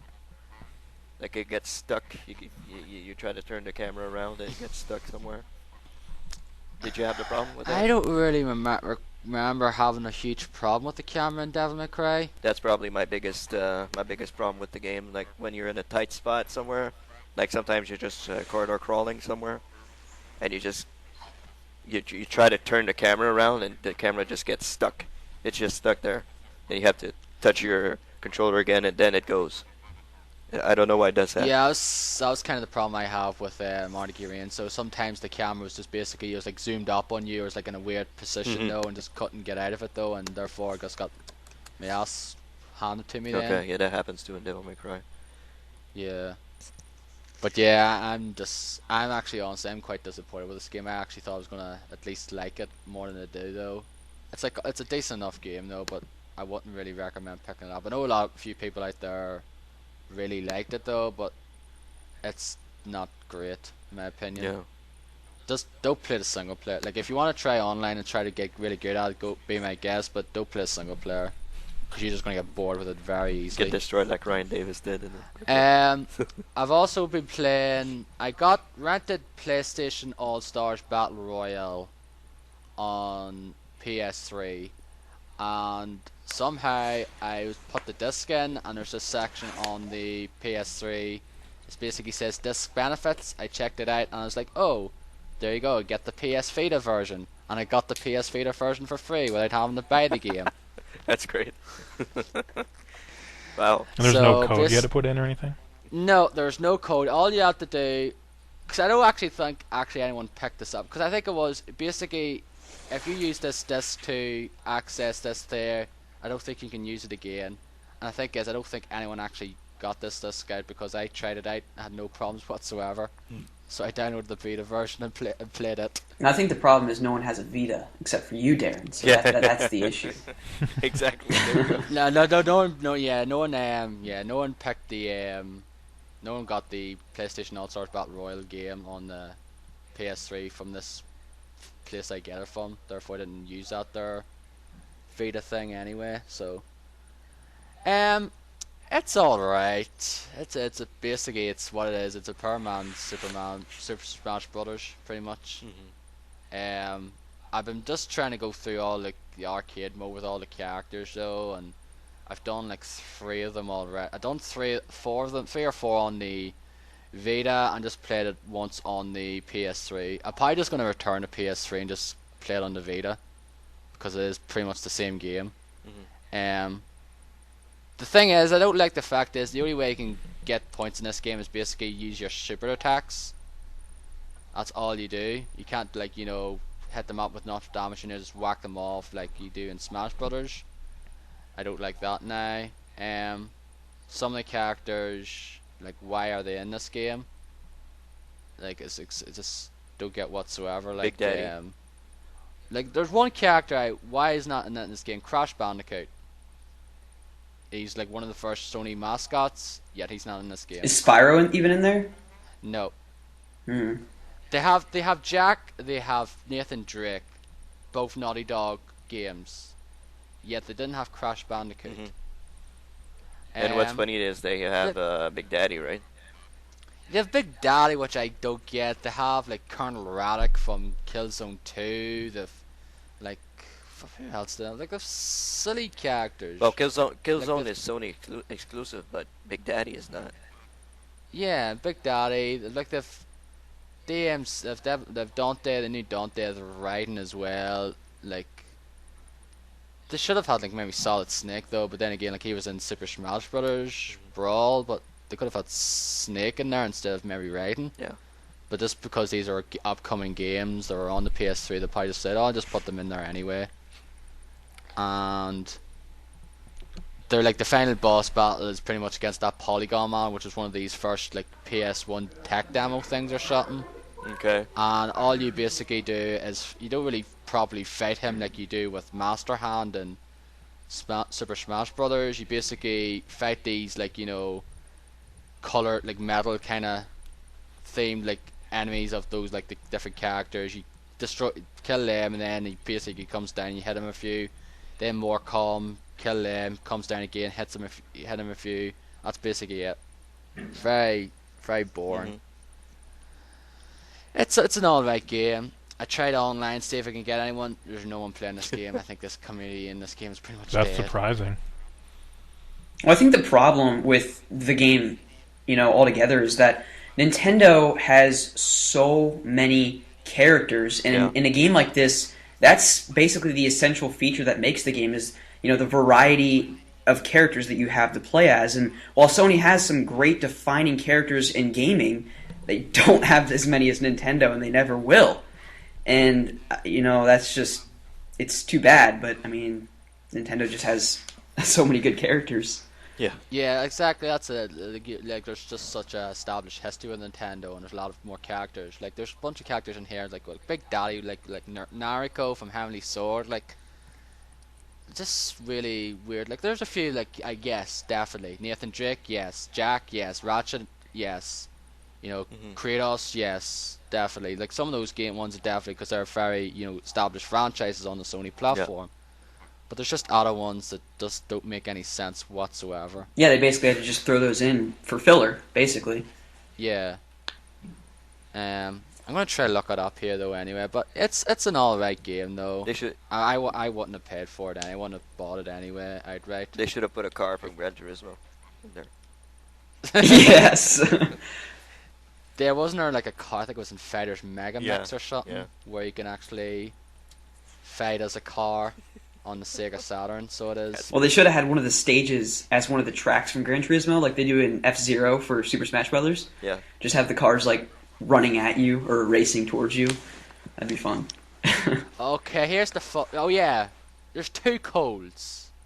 Like, Oh yeah, Bad Cole. Really? And Good Cole. yeah, there's Cole and Evil Cole. Like, that to me is effing stupid. Well, they have Link and Toon Link in Super Smash Brothers, so I guess. Yeah, that's right as well. Yeah. And like there's like Falco, Fox, and Wolf in Brawl, and they pretty much play the same way as well. Mario, Metal Mario, Dr. Mario. Yeah. There's Big Daddy, there's Cole McGrath, there's Colonel Raddick, there's Dante, there's Emmett Graves, I think he's DLC from Starhawk, Evil Cole McGrath, Fab Princess, again, I don't get. What? Heihachi from Tekken, which yes, I get that as well. Cat and Jack and Daxter, Cat, who's from Gravity Rush, which is a DLC. Kratos, Nariko, Nathan Drake, Parappa, which I kind of get though, even though he hasn't been around in years. Raiden, Ratchet and Clank, Sackboy, Sir Daniel Fortescue from Medieval, Sly Cooper, Spike from Ape Escape, Sweet Tooth, and Toru Inu from Together Everywhere. It's like one of those, I think, Japanese sort of. Wait, did you Like say Raiden and they don't have Snake? Yeah, that's what I was saying as well before. It's like, why should they have had Snake in this instead of Raiden? Yeah. That's weird. Because Metal Gear Solid's established franchise on the Sony platform. Yeah, exactly. Yeah. Or have a Metal But I think Gear they in just there. basically said, yeah, we're just going to let you have Raiden though, because we already had Snake and Brawl, and since this new Metal Gear game's coming out, just put Raiden in it instead. Yeah, even though it's coming out on all platforms. Yeah. Okay. But that's a character list there, so again, that's not as, established as Nintendo. So some of them just make no sense whatsoever. Mhm. Like Crash Bandicoot honestly should have been in there. Yeah. In my honest opinion. I agree. Moving on, Far Cry 3. I played about an hour of it and got pissed off and rage quit pretty much. Basically, if you've seen me on Twitter about it, you kind of know why. What happened? I didn't catch I that. didn't see you. It's just the fact is, you try to kick down the enemies, but the fact is you go down way too fast. Even if you're at full health, you can go in and try shoot enemies and and the enemies shoot at you, and you could be dead in like 5 shots. That's what pisses me off as well. Like, you can have 4 bars of health, get shot several times, and then I'm fucking bleeding red now. Did you upgrade I everything? have to heal myself. Did you upgrade your stuff? Yeah, I've upgraded most of the stuff though I have at the moment though. It just seems completely annoying. Do you just run in and go guns blazing the whole time, like always? No. I try to be, but it's just sometimes I try to get stealthy though, but sometimes it just catch me and it's like, oh, I'm dead. Yeah, that happens, but Hmm. you know. I guess I just didn't run have. around. I never had trouble with dying. In the beginning, I died a few times, but after Yeah, a at while, the I beginning, didn't yeah, have but trouble. at the end, I never died. No, I'm just getting really annoyed at it though. It's basically kind of a. That's probably the one thing I just keep me from going back to that game. Honestly, to tell you the truth, I probably put enough time into it though. I don't see what the fascination with this game is. I do not get it whatsoever. Like I know you guys loved it pretty much. I don't. I think It's all the open world stuff. I think it's a bit overrated, quite frankly. It's the side stuff that's better than the story, honestly. Yeah, Oh, but yeah. I'm doing some side stuff, and even then, that's not very exciting. Have you been hunting a whole lot? Go around and hunting stuff, yay! That's That's fun. I thought it was fun. It was fun hunting. Yeah, I It's just wish fun it was f- more of it's- it, but I thought it was really It's fun. fun for a while though, but like basically it gets really annoying. Those I have to go over here. I have to go to this fast area, then have to travel fucking for 5 minutes to get to this area to get this certain animal hide to upgrade this item. There is fast basic- travel, Yeah, there is fast travel, but You have to and there's unlock vehicles, and there's a lot of vehicles. yeah, but sometimes fast travel just takes you to an area that's like basically like good part away from where you have to go, and there's nothing. That's near why you gotta us. do outposts. Yeah, Yeah. exactly. Yeah, I do certain outposts as well. I'll try and go back to it though, but like I did a few more missions on the. Have you done any radio towers? Yeah, I've done all the radio tower, like the ones I got to thus Yeah, you far. can reach. just- Some you can't reach. Yeah, I was just at the radio tower, and then I was going towards. I think it was one of the outposts or the next mission after the one you meet Citra. Mhm. You have to get that item for her or something. It is. I was The knife. that mission. I was just trying to get to the location, but fucking kept getting caught. It's like fucking just getting that way, and then fucking bloody enemies come and see me. Like they just going traveling, and then there's like loads of enemies around and just getting killed. Okay. I don't know. I want to like it though, but part of me is just saying, nah, it's just not for me. Not worth your time. And the sad thing is, I bought this game fucking twice. Why? Well, one of them was your own fault. Yeah, one of them was completely my own fault, where I accidentally left it on top of the fire stove while it was on, therefore it melted the bloody disc. That was great. That was my dumb fuck move of the last year, so it was. I did that with Syndicate as well, but at least Syndicate was like, oh, I can get this still cheap anyway. Mhm. Whereas Far Cry 3 was just out. Yeah. Mhm. Therefore I had to buy like nearly full price again. But I'll try to go back to it though, but like basically once Nino Kuni's out this week here, and I'll be playing it for the next several weeks, so that's all I'm going to be talking about for the next few weeks. Looking forward to it. Yeah. I went to Castlevania Curse of Darkness on the PlayStation 2. I am a big Castlevania fan, and this is one of the few that I have in my collection that I have not finished. And I played some of it though over this week though, and it's good. It's basically kind of your standard action hack and slash adventure game. Quite easy thus far though. Actually very easy. I think the only time I was nearly close to death was like one of the first bosses. But other than that, it's pretty easy. But like it is kind of like a bit of like a 3D kind of Metroidvania thing, but just not as open world. You can go to these different areas though, but it's just basically different stages you go through. Like I'm on stage 3 now. I've just beat the boss there and going to stage 4 now, so I think there's like 10 stages overall, so probably play it over the next few weeks as well, maybe alongside Nino Kuni, because might get burnt out in Nino Kuni if I just play it. Mortal Kombat Vita, I mentioned this before, I downloaded with the PS Plus membership I've got, and I'll be playing a lot of the bonus tower missions in it for the Vita version. It's like stuff we use the touch screen and other stuff as well, and I still love that game. So just some of the missions are really bloody annoying though. especially the ones where you have to face Shao Kahn because he's a cheap bastard. Just a few more. I played a bit of 10 million as well, but I've got the iOS version, and I forget the highest I've got though, but I don't think it's high as you at the moment, Dennis. Okay. But yeah, that game is very fun though. It's a very enjoyable game. I think I paid like £1.49 or something, I think it was. And I've played a few other iPad games as well, which were Cytus, Symphonica, and a few other rhythm games, and they're very enjoyable.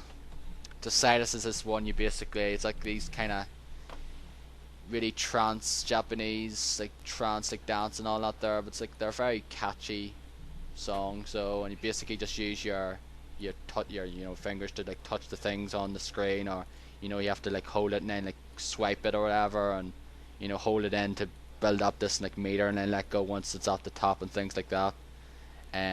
But it sounds very enjoyable. And Symphonica is this one from Square Enix, which basically you're basically a conductor.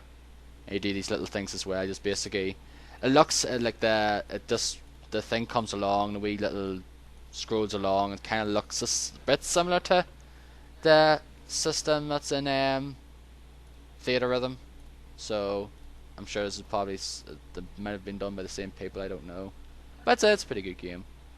And Shank 2, I played a few more levels of it, and I still a bit annoyed. It's still a bit hard, that game. It is a pretty tough game. I have it on PSN. Yeah, you got it along with your 50 other games. Yeah, let's not get into that right now. That's a whole another podcast episode. Yeah. I'll mention it later on anyway, though. This basically, Rusty got a pretty much a very, generous gift from a good friend of his. Yeah. Consists of a PS3 and a bunch of games, and someone else did get a generous gift as well there recently, and a lot of jealous bastards out there basically downvoted that video as well. Not your video. Yeah, fortunately my video didn't explode like that. Yeah, but there was a lot of people really like this girl's name. Her name's Anna. She's known as Caffeine Mania Girl on YouTube, and she got this Sega Saturn along with a bunch of games, especially some very rare games, free of charge by someone. To say the very least. Yes, she got. Did she get the Japanese version of Symphony of the Night? I don't know. She got Panzer Dragoon Saga. Yeah. For free. There you go. That's all you need to say. They're not going to get games for like $200. And a box Saturn. So those two things in and of themselves are just crazy. Yeah, it's like she got a lot of. I actually didn't watch the video though, but I know a lot of people were really annoyed. It's like it's like you see our videos, our other videos like a couple of hundred or something, and that's like at 15,000. Yeah, and I think there's like 400 thumbs down compared to like 200 thumbs up. It's just insane. Yeah, it's just basically a lot of people really pissed off. Yeah. And jealous, green with envy, or like really jealous. It's like why did she deserve this? I deserve it more, and stuff like that, pretty much. But anyway, that's all I've been playing pretty much. So, how far are we on to now? Okay, nearly the 1 hour 40 mark. The next section probably won't be as long anyway, though, and we can get into news and how long that will be as well. So, we'll go into what we've been watching recently. So, Rusty, we haven't heard you for quite a while. What have you been watching? Not a whole lot. I come home from work, and typically before I go to bed, usually I just turn on Adult Swim and watch reruns of Family Guy and American Dad. But as far as movies go, I've been on a Disney kick lately. I'm a huge Disney fan, and a big Studio Ghibli fan as well. But I recently watched The Lion King for like the 3 millionth time. I put that on the other night, and it's my favorite Disney movie. I actually have a funny... Go ahead. Mine too as well. Is it? Yeah. I mean, just the soundtrack is just so good. So good. And just a great story, too. And a funny story that kind of goes along with that movie for me. Growing up, my sister and I watched that movie like religiously. And my parents could probably recite the entire movie because they had to watch it with us so many times. But when I was 4 years old, my sister and I, she would have been 6 at the time, we were at the top of our staircase, and mind you, we had a pretty tall staircase, And for those of you that have seen it, we are reenacting the scene where Mufasa and Scar are on the cliff, and Scar, whispers in his ear, and then he throws him off the cliff. Well, Oh, long live the king, isn't it? yes, yep. And unfortunately for me, I was Mufasa in this instance, Oh, and my sister literally shoved me down the stairs, and so I tumbled down the stairs, and I broke my collarbone. ouch. So yeah, I mean that memory is kind of tied to that movie. But putting that aside, it is one of my favorite movies of all time, but definitely my favorite Disney movie. But the second movie that I watched about a week and a half, 2 weeks ago, finally, I can't believe I waited this long to watch this, because the previous two films are some of my favorite movies this decade, probably. And that's The Dark Knight Rises. It definitely didn't beat The Dark Knight in terms of how much I like the movie, just because, as everyone kind of praises Heath Ledger's role. I mean, you can't really replicate something like that. That was just crazy. And I couldn't really get into Bane as a villain. I don't know. I just didn't really dig him that much, but Just because of his voice, I actually like Bane, but I think everyone just basically says I didn't really get into Bane because of his voice. yeah, it was weird. It was just kind of strange, but the ending to that movie, I won't say anything because I'm sure there's someone out there that hasn't seen it, is just perfect. Oh, yeah. Just the last sequence of events, like the last 5 minutes, is just it's superb. I mean, it's just the best. Christopher Nolan did a wonderful job, and I just praise him for those three. That trilogy is amazing. It really is. Yeah. And I think each movie has its own kind of unique thing that makes it stand out amongst the other three. And The Dark Knight Rises is no exception. I really did enjoy that, and like I said, the ending was great, and I'm looking forward to seeing how the series of movies continues. I know Christopher Nolan won't be taking the reins, but hopefully someone else will, because if you guys have seen the end, I mean, you know what happens. So Yeah. What's Christopher Nolan doing next anyway? Superman. Anyone know? Inception 2.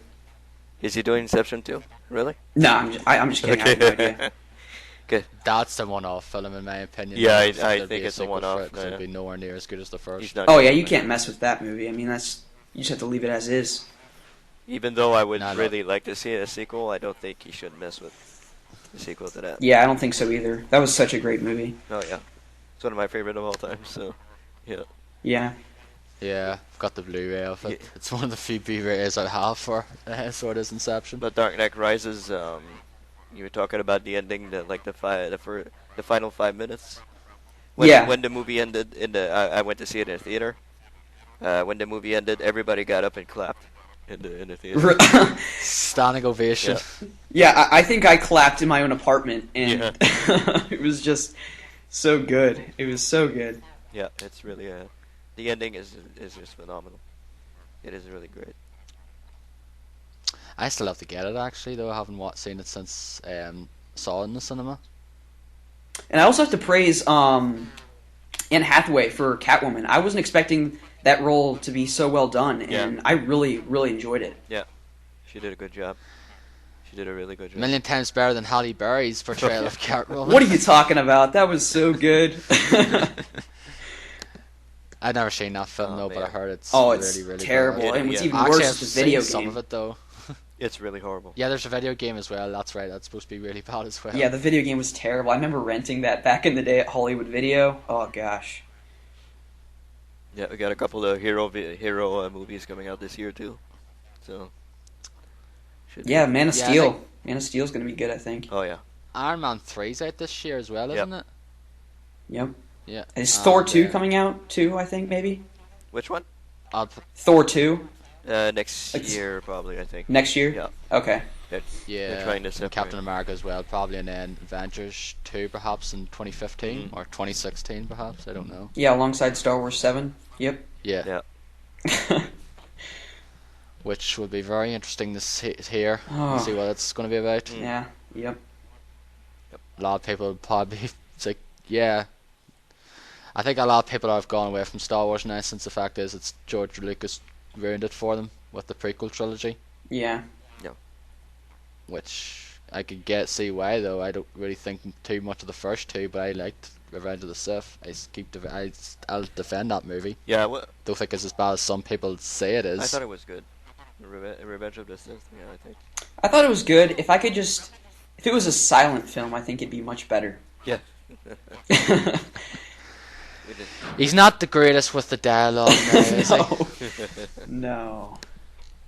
Mannequin Skywalker. Especially Padme. the way they say the younglings. Yeah. I just find that word weird. Oh yeah. Just say children or kids or something, not younglings. Yes.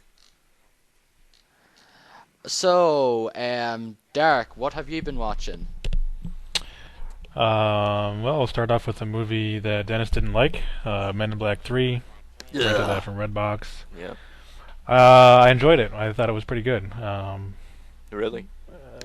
Yeah, I thought it was pretty good. I know you don't like it because they didn't like Tommy Lee Jones wasn't really in the movie except for the very beginning and the very end, but I still enjoyed it for what it was. You know, a little time travel going on in that movie.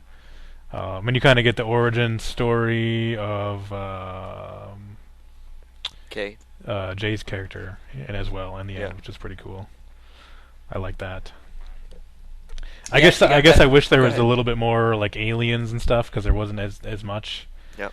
You know, in this movie, like that was one of the neatest parts of the last two was all the different like aliens that are secretly hiding themselves amongst the population. Like a lot of celebrities are actually aliens, stuff like that, and a lot of the gadgets and stuff that the Men in Black have. They don't really do a whole lot with it in this movie, but I thought it was a pretty good story overall, and the ending was really good too, for sure. Next, I watched Iron Sky on Netflix streaming. It's kind of like a sci-fi comedy, sort of, I guess. The basis of the movie is that after World War II, the Nazis retreated to the moon, and they have a big, huge base on the dark side of the moon, and they've been, building up their forces, Oh, it's that movie. gearing up for a counterattack on the world. So it's a Death Star. No. They just have a big base, and a lot of people are living there, and it's kind of weird because they're like cut off from modern society, so everything that they have is all based on like the 40s technology. So all their like film and TV, all they have is just stuff from like the 40s back. Nothing current. They don't have like phones or they have like the old phones from back then, but don't have cell phones. They just have the cars that they have. They actually have cars on the moon somehow. I don't really know how that would work. But vehicles from back then, stuff like that, and it's kind of funny. There's parts when they actually they invade Earth, like pretty much all the modern technology pretty much destroys them, except for like they have one huge, massive like ship that they built, and that's kind of like the crux of the story is they need to get a cell phone to power up that ship. Because the computer that's in the cell phone is like more powerful than like the computer that they have there. Yeah. Way back then computers were huge and they took up like an entire wall of a building or something. Mm-hmm. And like the cell phone computer was like more powerful than that they had. So Yeah. it's kind of a interesting movie. I definitely recommend at least checking it out. How old is it? Came out either 2011 or 2012. Okay. It's I think it's a Finnish movie. There's English, but of course they do talk in German quite a bit in parts, so there's subtitles for that. But it's pretty interesting. It doesn't have anybody you've ever heard of. It's all I'm assuming it must be like Finnish and like German actors.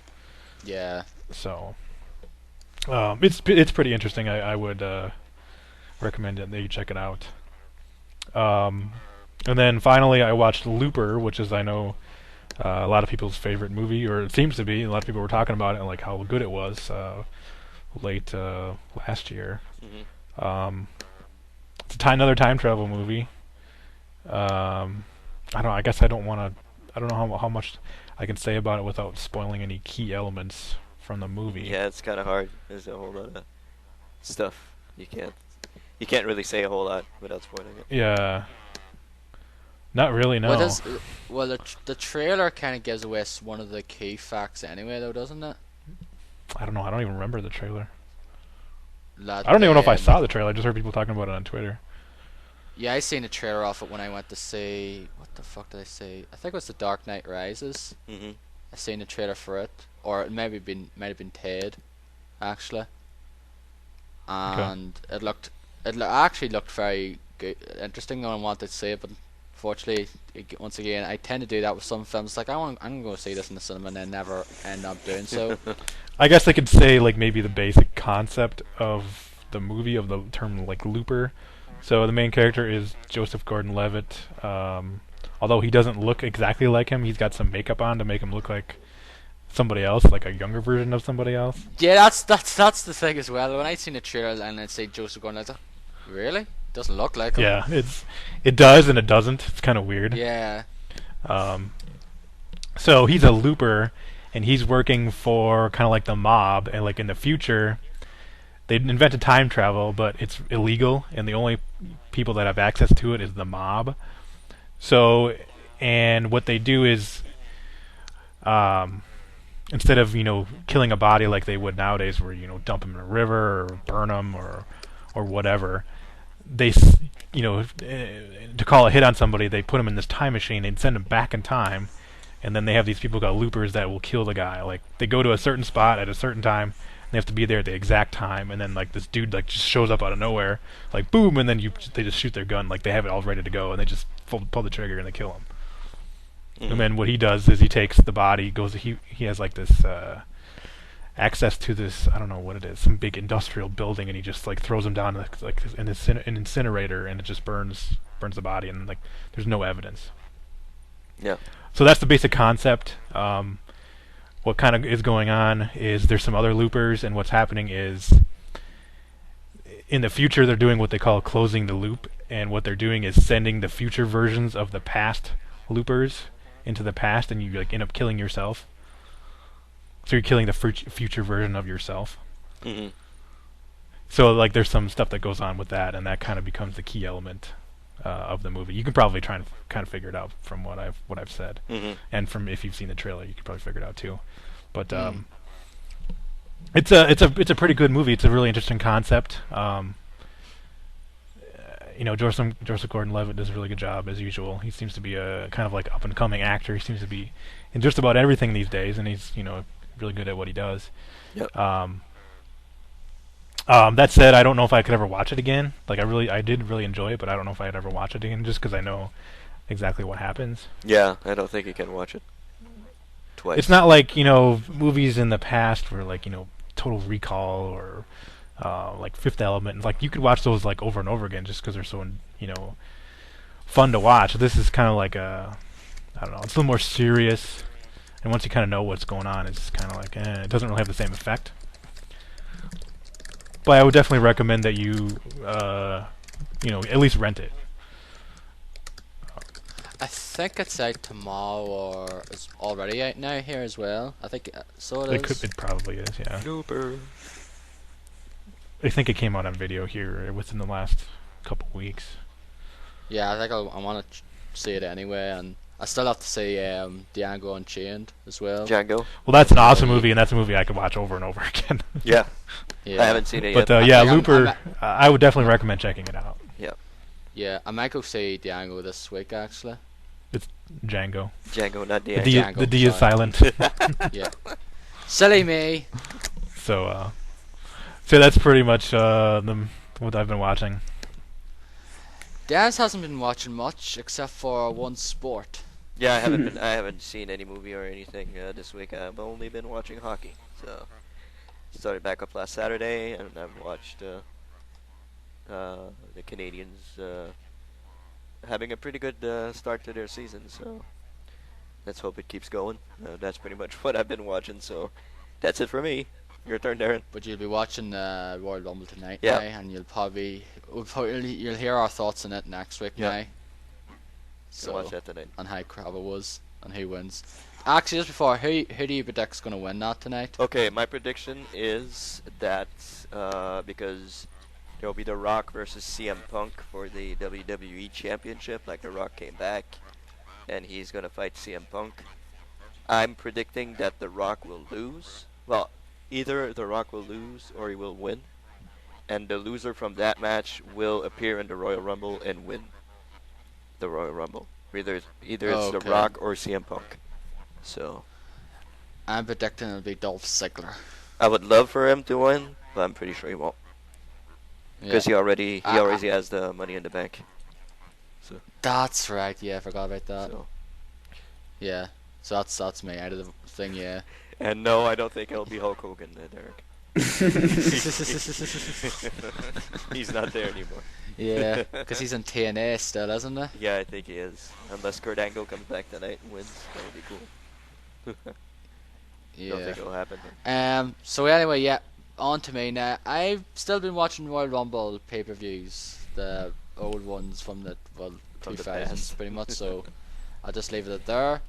And I've watched a sort of double bill of Arnold Schwarzenegger films, which two of these films are not the most, well regarded films on his illustrious career, but I actually quite like them. Like, I like Last Action Hero. I really do. I know a lot of people think that maybe is really I like it too. cheesy. Yeah, I'm with you. Yeah, I really like that film. I just like the premise of Yep. it. Just kid fucking goes to the cinema and watches this fictional character Jack Slater and then ends up being in the film. I thought it was a really And just good going movie. on these sorts of, ensuing adventures and just basically lots of craziness occurs. And I just like the thing as well at the end with the whole cameos of the different action Yeah. stars and that, like Jean-Claude Van Damme is like and Jim Belushi and all them ones as well at the world premiere and all that there. It's pretty cool. And The Sixth Day, I like this film. The whole, basically it's this about this film where John plays this guy who's an owner of this, kind of chartered business. So it is, and he basically gets caught up in this sort of, conspiracy. The fact is, he ends up being cloned, and finally, because the whole thing is the cloning law is banned because they tried it before and it failed, and therefore it is illegal to clone though. But there is a conspiracy that there is actual, cloning occurring though because of this guy Michael Drucker and Dr. Weir, played by Robert Duvall. And basically he gets caught up in this conspiracy and then has to try to figure out, and he goes back to his home after he gets this vision thing, and he sees this other basically clone of him, and then he basically has to escape from these guys who are trying to take him down because there's a clone, because he's a clone, and therefore, and all that there. Like, have any of you ever seen The Sixth Day? Yeah. It's actually, Yeah. yeah, I've seen it. I actually liked it quite a bit. Yeah, I what do you guys think about Dark and Dennis? I thought it was alright. I thought it was okay. Not one of I my thought it was favorites. okay, but I don't know if I'd ever want to watch. Is that the one with like those the guns that shoot like those green like laser blast things? Yeah, there's Yeah. like these like blue laser bars that go. Yeah. Yeah. Okay. Yeah, I don't know why it reminds me of Total Recall in a way as well, because there's some funny, cheesy funny moments, like the Johnny Cab and Total Recall, and there's this thing in this one, the Simpal Cindy Yeah. Yeah. goes, "Oops, Cindy fell down. I have a boo boo." Yeah, I remember that. Yeah. And that stuff there as well. So it's kind of like that there. And he I think has the only thing I remember about that movie is the guns, like I said. Otherwise, it's just kind of like, it's okay. yeah. And there's a great film as well where the guy at the end, like the clone part, the main villain clones himself because he gets shot or whatever, and he basically hits him. And then Arnold Schwarzenegger goes, "When I ask you to go screw yourself, I didn't mean for you to take it literally." Cheesy lame, but I love it. Yeah, I haven't seen this since it came out, and I'm looking on Rotten Tomatoes. I would have been 7 years old, so I don't know how well I would like it today. Yeah. Yeah, I watched it there on Netflix. On the UK, it's on the new. I don't know if it's in the US one though, but it's on the UK Netflix, and Last Action Hero as well. I both watched them on the UK Netflix. So, anyway, okay, that is all that we have now. So we'll get into basically the meat of things because we have a fucking shit ton of news Yep. to get It's through time. here at this point, and we're just approaching the 2 hour Buckle mark. up. So we are. But before that, we're just going to through some launch dates that were announced or not this week. I'll let you do it, Dennis. Is Dennis there? Yes, I'm here. Sorry. I'll let you go through with it. You announce the launch dates here. Okay, you want me to? Okay. The launch dates. Okay, so first off, Resident Evil Revelations has been announced for the PC, Xbox 360, PS3, and Wii U. It'll be coming out on May 21st in the US and 24th in the UK. So, any of you guys played this game? No, I haven't played the 3DS version, and I have no interest in it, though. I heard it's pretty good, though, but I just have no interest in it. Okay. I'm actually really interested in picking it up. I've heard it's rivaled Resident Evil 4 as people's favorite Resident Evil game, so, I mean, take that with a grain of salt, I guess, but, I don't know, I'm really interested in this. How about you, Derek? No, I just got a 3DS, so I haven't played it. Well, I mean, are you interested in picking up the new version? I maybe, I don't know. I don't really know anything about it. Okay. Also, the Crysis 3 Open multiplayer beta is coming out next week, January 29th. It'll be Tuesday. It'll be, well, tomorrow when you hear this, if you listen to it on the Monday. On PC, 360, and PS3. I played Crysis 1 and 2. I'm looking forward to 3. Probably not the multiplayer, because I don't really give a crap about multiplayer, but I'm keeping my eye on the single player of this one. I kind of enjoyed the second one. It was pretty good. How about you guys? Nah, it's like I couldn't care less really about this here. Like, I've got both Crysis 1 and 2 though, and they're alright though. They look nice though, but they're not Syndicate. Okay. Rusty, Derek, nothing? Never played a Crysis game, so I can't say I'm too excited about this. Okay. Derek? I've never played Crysis because I never had a PC that could play it, and I rented Crysis 2, and I thought it was boring from what I played. I played like probably an hour, and I was like, oh, nothing special. So I have no interest in this game. Okay. So I know Mike is probably going to look forward to this one. Mike, 8-Bit Warrior. I think he loved Crysis 2. Yeah, I don't know. Well, actually, he's really on a 3DS kick lately, so he is. Yeah, everybody's on a 3DS kick. He got a 3DS there, and he's been playing a lot of stuff on it. So. Up next is Dragon's Dogma Dark Arisen, which is coming out 316 PS3, April 23rd in the US and 26th in the UK. Anybody interested in that one? I have no idea what that is. I assume that's just basically Dragon's Dogma with all the DLC. I assume that's it. I don't know if it's actual. I think it's probably because I think it's a discounted price, though. So I think it's just basically that there, just all the DLC on it. I have the Dragon's Dogma game anyway, and I played like maybe an hour or so of it, and that's it. Yeah, I've heard a lot of people are really kind of up in arms with Capcom about this because they're charging $40 for it, regardless of whether you have the game or not.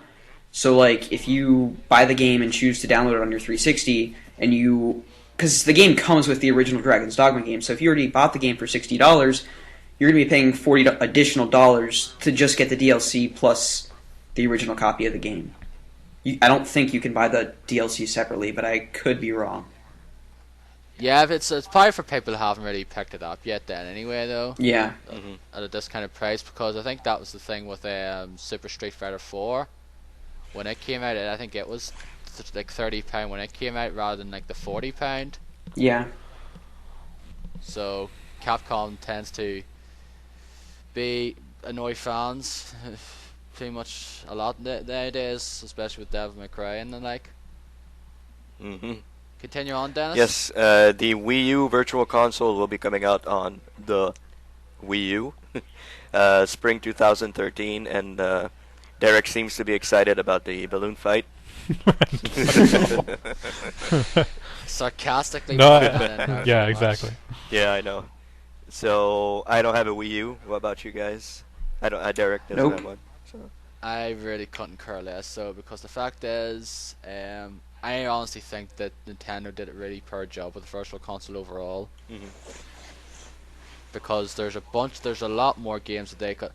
I think the fact is they hardly put out any games on some of their own consoles. Like, I actually think there's more Mega Drive games or something on the Virtual Console than there is Super Nintendo games, which I find quite staggering. And plus, it didn't put Castlevania, Dracula X, or Vampire's Kiss on it either, so screw it. And let's not even get into the Earthbound debacle.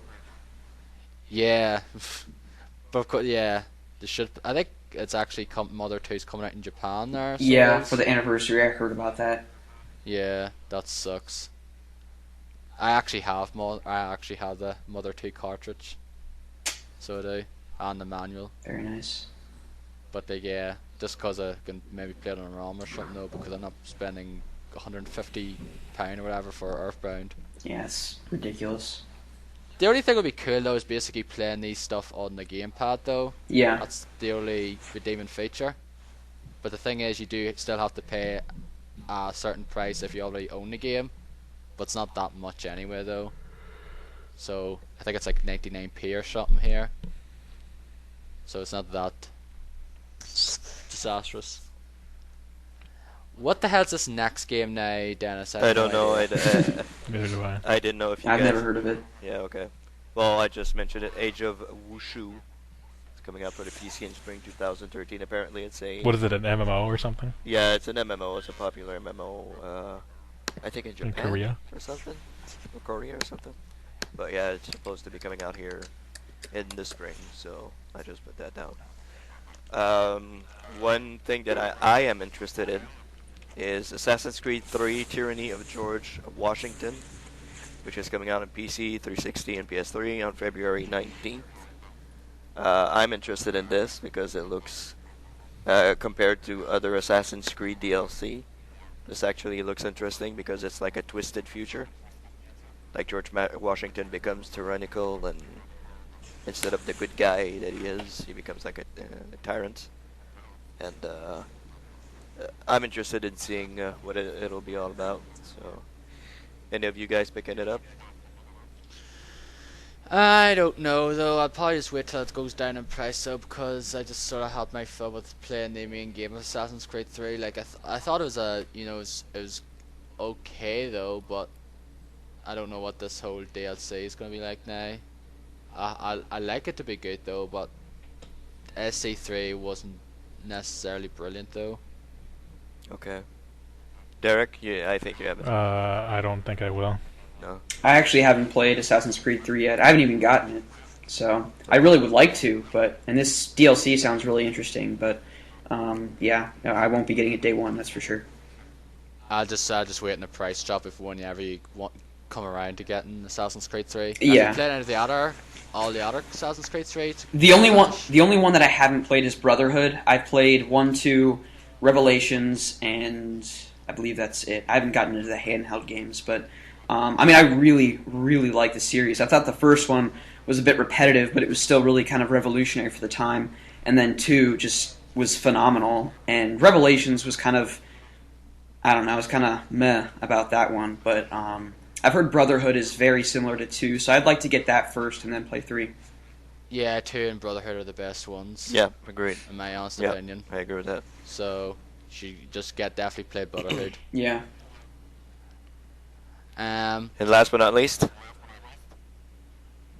Zelda Wind Waker HD for the Wii U. Yep. Coming out fall 2013, which I know a lot of people, it's kind of been a mixed bag with people Yeah. on it though. Some people are looking forward to it, and some people are saying, oh god damn it, another fucking remake, Nintendo. Yep. Well, I mean, everybody else is doing it. Like Sony's been doing it. Xbox. Been Yeah, Sony pretty much doing with all the HD collections and all Yeah. that there, so yeah. But Nintendo kind of have done it like beforehand. Mhm. Like didn't they? Like they did the. Well, in that order, like their re-release kind of ones of the Super Mario Brothers games on the GBA and that. Mm. So they're just basically going, and like of course they did Ocarina of Time there on the 3DS a couple of years back. Star Fox. Yeah, Star Fox 64, or Lilac Wars, or Star Fox 64 3D. Yep.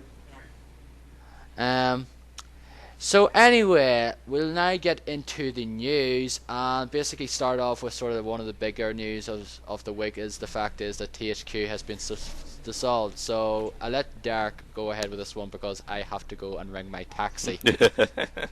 Okay.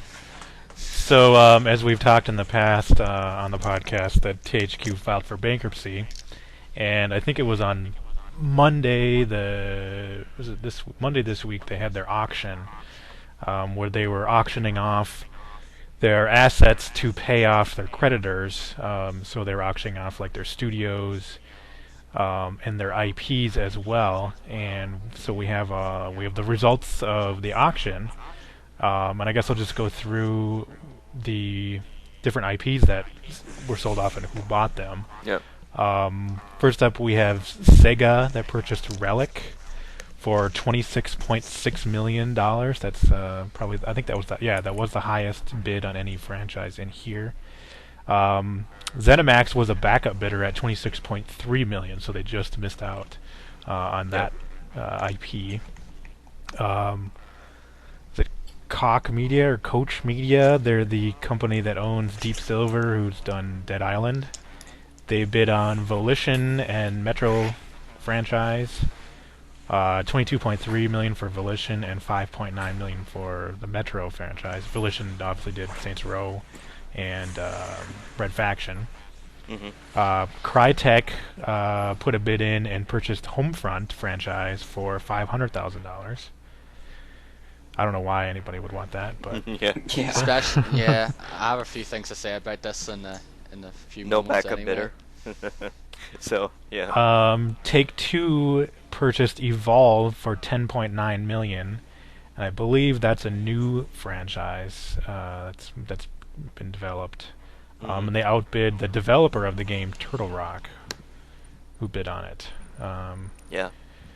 And then moving on quickly, we have Ubisoft that purchased THQ Montreal for $2.5 million, which includes they had purchased South Park: The Stick of Truth for $3.3 million.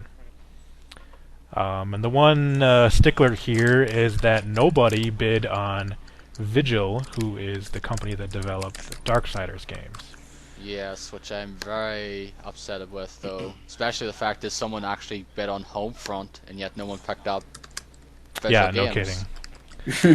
So, so that's going to be remaining part of the bankruptcy sale, so we'll see what happens with them. I mean, hopefully they'll find a home somewhere. But it's really surprising and unfortunate that nobody would bid on Darksiders, because I would assume that they've done better than Homefront. I mean, for sure, so. As far as like critical praise for the games, but I don't know about sales. I think Homefront did better, though. I think Homefront did at least sell 1 million, I think, anyway, even though, cause the fact is THQ put a lot of money into that. I know, they marketed the shit out of that game, that's for sure. Yeah, but they didn't, I think they sold like 1 million anyway, I think, at least 1 million, but other than that, I never played that game, but I know Dennis is a quote-unquote big fan of that game. Oh, yeah. Yeah, you can never finish it. I never got to the same part twice and couldn't finish it. So needless to say, seeing as Vigil didn't get a buyer, every employee of Vigil Games is now out of a job. Yeah, it was a damn shame, though, because we're never going to get to see Darksiders 3 at this point. I don't know. I mean, I have put this down in the news item as well. The lead designer, Ben Curtin, tweeted that there was a shimmer on a slither of hope that at one point there would be a Darksiders 3 4-player co-op. It rode off into the sunset today. So I think that would have been awesome, and it's a damn shame that that probably will never happen now. Yeah. It is. Yeah. So that's the main crux of the THQ dissolving. There's some other information here, like that. I didn't put it down on the outline, but the guy that I think he wrote the first 2 Assassin's Creed games, he left Ubisoft and went to THQ Montreal, and now he's back at Ubisoft. So who knows what happens? He might work on Patrice, right? The future Assassin's Creed games or not. I don't know. His name is I'm sure you'd love that. Patrice Desilets. I don't know how you pronounce Patrice that. Desilets. Right. Dennis. Patrice Desilets. Yeah. Okay. What he said. Yeah, exactly. So he's back at Ubisoft now. Yeah. It's kind of a interesting turn of events there. But I heard that he wouldn't work on Assassin's Creed. That's what I heard. He was not going to work on Assassin's Creed. Well, I don't know. Who knows? We'll see. Another thing we have here for information regarding Deep Silver purchasing Volition and the Saints Row franchise. There's been some conflicting reports that I've seen. Like this one story on Polygon says that Deep Silver is going to head all further development on Saints Row and Metro franchises. But within the same report here, it says, we are thrilled to usher in a new era for these franchises and are proud to welcome the visionaries and talented forces at Volition on board. And that was from the Deep Silver COO, Jeff Mulligan. So it sounds like they're keeping the staff. I don't know, but I mean, whether Deep Silver is going to work on the game or just the Volition staff is going to work on it, I don't know for sure. No, I hope it's Volition because, jeez, I don't want them handing it to the Deep Silver cast. I hope that they let the Volition guys continue to work on Saints Row because they've done a fantastic job so far, especially with the last game, which was pretty phenomenal. I know it was your favorite game, 2011, one of my top 3 for sure. Yeah, it was my number 3's top 3 as well. As the thing is, Volition are doing great with the Saints Row. Like the thing is, I didn't really care too much for the first one, even though that was it's just a starting point. Though it was like a good GTA clone. But I hate the fact is, every time you died, you lost like half your money. And it was just got really annoying for me though. No, that happens in a whole lot of games though. Yeah, but they're a bit more lenient though with the next ones after that though, where you just lost a bit of money as opposed to in the first one. Like I can get 50,000. Oh, I died. I lose 25 grand. Great. And in 3, well, you can become pretty much invincible and never die. So. Yeah, no kidding. Yeah. That's what's cool about it. Yeah, there's actually this statement here from the COO, Deep Silver International Commercial Director Menno van Vanderbilt. He says both the Saints Row and Metro franchises perfectly fit into our future lineup and strategy. We're really excited to lead these well-respected licenses into a bright new future. So when he says lead, I don't know if they're going to be doing the development or if they're just, kind of for, being the publisher side of it. I really hope it's Volition that keeps, and they don't get strapped down like saying, okay, you can't do that, you can't do this, you can't do this, you can't put zombies in your game. Yeah, I hope so. Yeah. And just one other interesting news item that's involving the THQ that we have on here is coming from Twitter, and then Kotaku reported that Platinum Games have expressed interest in the Darksider franchise. They said basically they would love to buy it, however they want to buy it on the cheap. So I don't know if they're even going to consider it, or they're just kind of saying that we'd love to have it, but we're not really pursuing it. Who knows? But if Platinum could get a hold of Darksiders, that could be interesting for sure. Yeah. That would be very interesting for me though. That would be I love the Darksider games though. I think Vigil did a great job. I know a lot of people weren't really fussed on the second one because it was somewhat a bit different from the first, but I really enjoyed it as well. But I'd be very interesting to see. I was talking to someone about this, so I'd like to see it though, but I don't think it's going to happen. I don't know. It'd be neat, but I think like you said, Vigil, I think they did a really good job with both the games, and it'd be nice to see them continue to work on the franchise. Do they have the money to buy it though? Any interest in Darksiders, Rusty? Yes, definitely. I mean, that's another series similar to Dead Space that, for whatever reason, I just never got into. But I'm very, very interested, especially how cheap the games are now, and just the praise that they've gotten, the similarities that they've been compared to Zelda and stuff. Just sounds really, really interesting. So. The first one more than the second. Now it's a lot more. If you basically like the Legend of Zelda series, play the first one. It's basically a mature Zelda game. Okay, because I played the demo for the first one on the 360, and I thoroughly enjoyed it, and it was just really cool. So yeah, I'll definitely be picking those games up at some point. The second one still has some Zelda elements though, but it has this whole loot system as well, which I very much liked. I know a lot of people didn't really care for, but I really enjoyed it though. Just brought something new to the table. Yeah. Anyway, is that all from THQ, Derek? Yeah, I was just gonna, as far as like the specific news items, I was just gonna bring up some stories that came up like on the last day for many of these employees at THQ. There's reports that say like people were crying, very emotional. It sounded like a lot of people didn't even know like about it until like the last day. Like they didn't even know if they're gonna have a job or not. Like I don't know if you saw on Twitter, I posted a video that somebody had put up on YouTube from the Volition guys. They were pouring out a 40 for Saints Row. Yeah. It's kind of funny. I didn't watch the video though, but I did see the link. Yeah, I though. saw that. Yeah. Well, it was like a minute or two, but so it sounds like a lot of the people might have jobs. Like if you're a developer, you more likely would keep your job. Mm-hmm. But other people that they probably wouldn't. You know, like secretarial jobs, clerical jobs, they probably wouldn't get to keep their job. PR and all that stuff. Yeah, probably that too. I know what it's like going through an acquisition like this at my last job. Our company went bankrupt, and another company purchased my company, and nobody knew if we were going to keep our job or not. What it ended up happening was like they'd lay off like several members of our staff, and then we'd keep working, and then they'd lay off some more, and then on the third time, I finally got laid off. So. I imagine it's going to be very similar to that. They might need some people in the beginning, but they might start laying people off later on. So I mean, it's extremely unfortunate that this had to happen for a lot of these employees. But hopefully they can, bounce back on their feet and find a job right away. I know there've been a lot of reports on Twitter, like, hey, if you're from like a lot of video game industry folks, like, hey, if you need a job, send applications to here. We're hiring or whatever. So.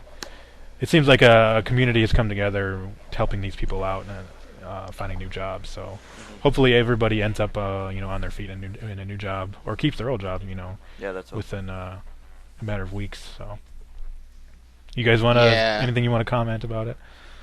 Yeah, I just saying it's shame to see THQ go though. Anyway, like most publishers and developers go anyway. 'Cause I quite like THQ games in the past.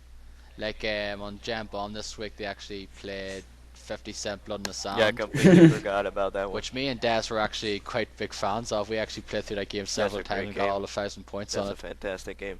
We think that game's quite underrated though. It is. It's a silly ass game though, but it's just something enjoyable to play about it though. I'm never selling my copy ever. I'm keeping that. Yeah, I did get rid of it though. Really? Once I finished got the full 1,000 because I know I wasn't going to touch that game again because I already played it through like three or four times at that point. Okay.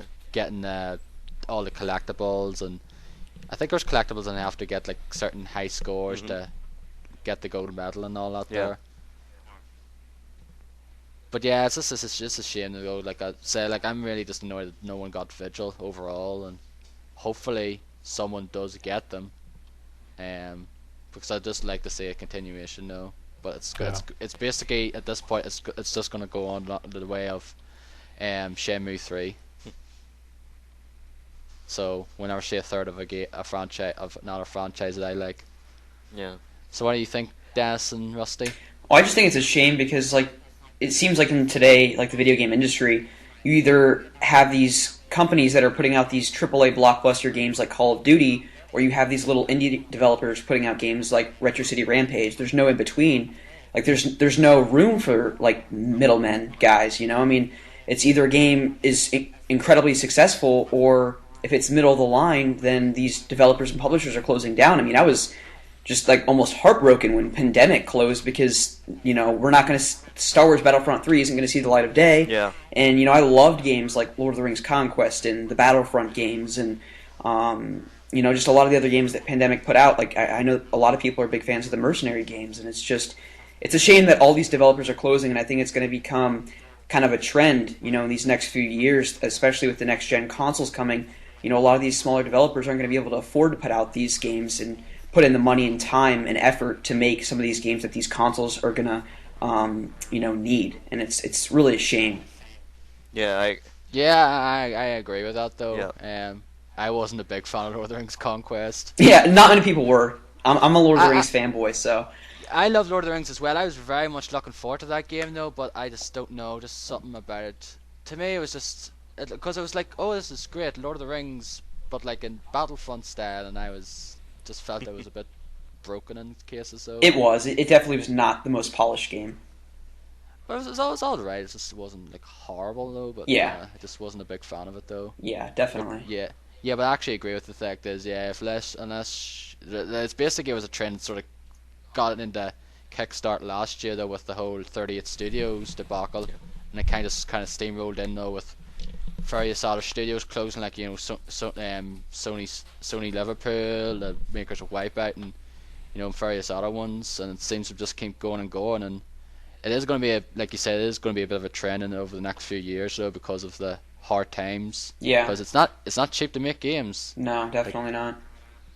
So what do you think, Dennis? Well, I agree with Rusty's point. I mean, when he said that if you're not making a Call of Duty game, you're probably not going to survive very long. Like, there was THQ. They talked about this on the TNT this week also. THQ were getting into their element right now, with Saints Row, Darksiders, and a couple of other titles that they released that were Metro. They were doing pretty well. They were getting into their element, and all of a sudden they were losing money. People weren't buying the games. It's just like that. And they talked about EA that released like different types of games like Dead Space and Mirror's Edge. Yes, that were different, and people didn't buy the games. Well, maybe Dead Space a little bit more, but Mirror's Edge not that much. And they decided, okay, well, we'll go back to doing, so the little companies that try to do something different, they get shut down by the Call of Duties of this world, and People don't like innovation. yeah. That, That's the God's honest truth though. Just people are just looking for the same old stuff. Oh, just another Call of Duty sequel, another this and that. Just basically. Well, I think the same old general stuff. public does not like innovation, but Yeah. gamers, like people who play games regularly, want innovation. yeah, But that Yeah, doesn't, there that is doesn't sell games. That's a problem. yeah, exactly. Yeah. Yeah. Yeah, that's the Typically, problem. anyway. I mean, that Devil May Cry story is a perfect example. People going to the White House to petition to have a game banned because it's different, basically. Yeah, there you go. Exactly. That's So, true. Yeah. Yeah. It's exactly. very sad for that. And another thing is, I really hope that Saints Row does not get completely destroyed by Deep Silver. I hope they don't Me too. screw up the franchise, because that's one of my favorite franchises ever since the very first game. I have loved that franchise. I love Saints Row 2 much, much more than I do with GTA 4. A whole lot more. Same. As do I. So, and Saints Row 3 was absolutely phenomenal. Sorry. The fact is, I think Saints Row. Every time Saints Row game came out, I think it was your game of the Exactly. year that year. Yes, very, very much so. So, seeing Deep Silver get that franchise scares the hell out of me, because I really don't know what they're going to do with it. Dead Island was okay. It's good at the beginning, but it gets really, repeats itself. It gets tiresome towards the end. So, I hope they don't destroy Saints Row. And another thing, I hope the WWE franchise gets picked up by Take-Two. So, there you go. Yeah, that was another one that wasn't mentioned that pretty much got delayed. Yeah. It wasn't Oh, picked yeah, up that's either right. though. So that's like WWE and Vigil Games.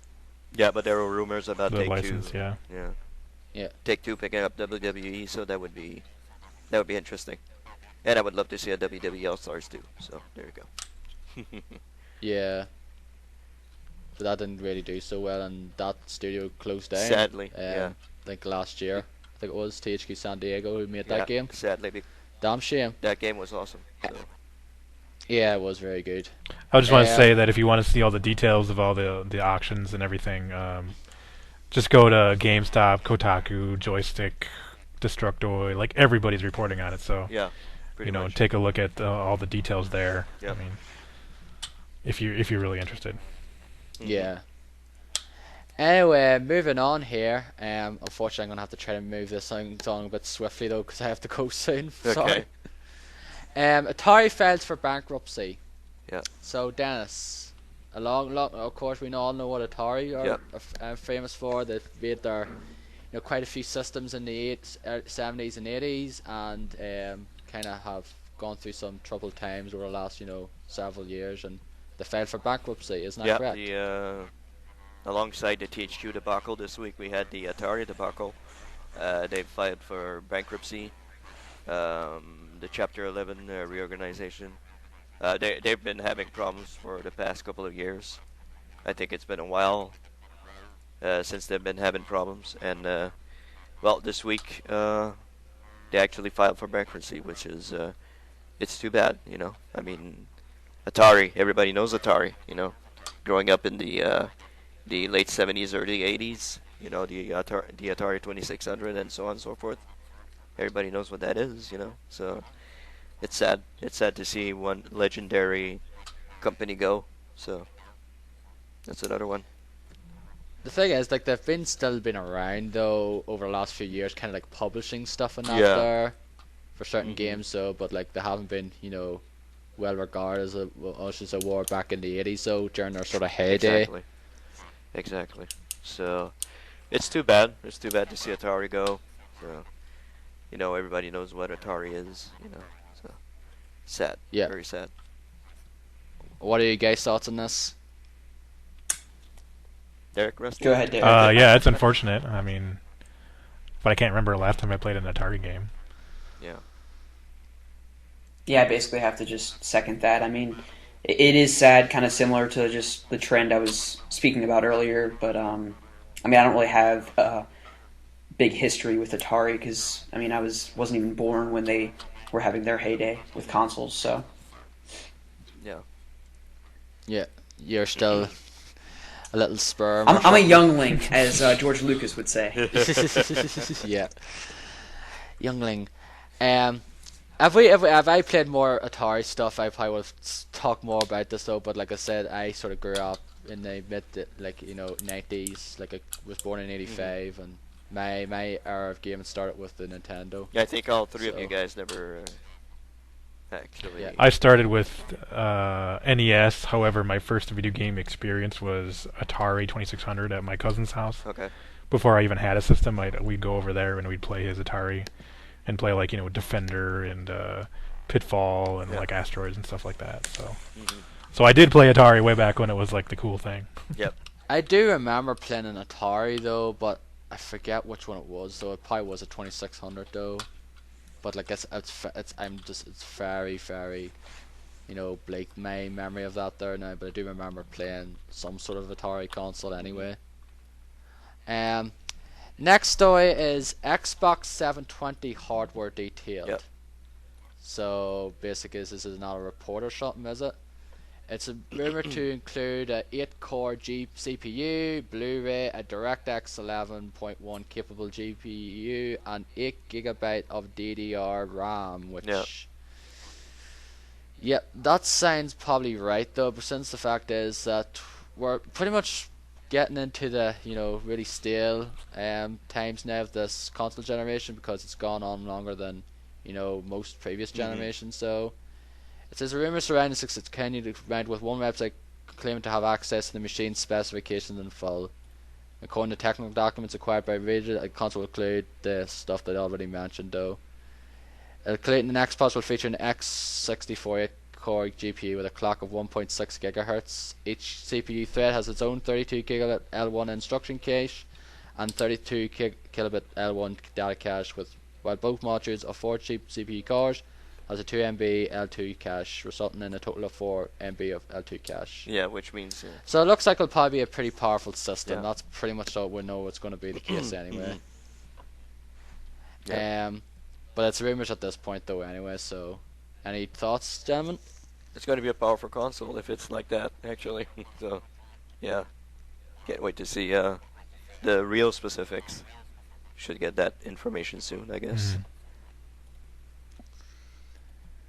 Yeah. Anything else you want to add on just before we move on? Not really. Nope. No. there's a PlayStation 4 as well about dev kit and specs and controller as well. Yeah. Yeah, I put the Kotaku version of this story on here. Go ahead. They also listed the specs in this information that they obtained. I'll just go over them briefly. The system memory 8 gigs, video memory 2.2 gigs, CPU 4 times dual core AMD 64 Bulldozer, so that it has 8 cores. Mm-hmm. The GPU is AMD R10XX. Ports has 4 USB 3.0 ports and 2 Ethernet ports. Blu-ray drive, audio output HDMI and optical 2.0, 5.1, and 7.1 channels. And it does list a 160 gig hard drive. However, that's a dev kit, so they're probably going to be selling much higher capacity hard drives when they actually release the system. But those specs sounds pretty impressive. Yeah. And they also are saying that they have a new controller design. They might not be using the DualShock anymore, or if they do, they might add something to it, like I don't know, some sort of like touchscreen or something on it. Mm-hmm.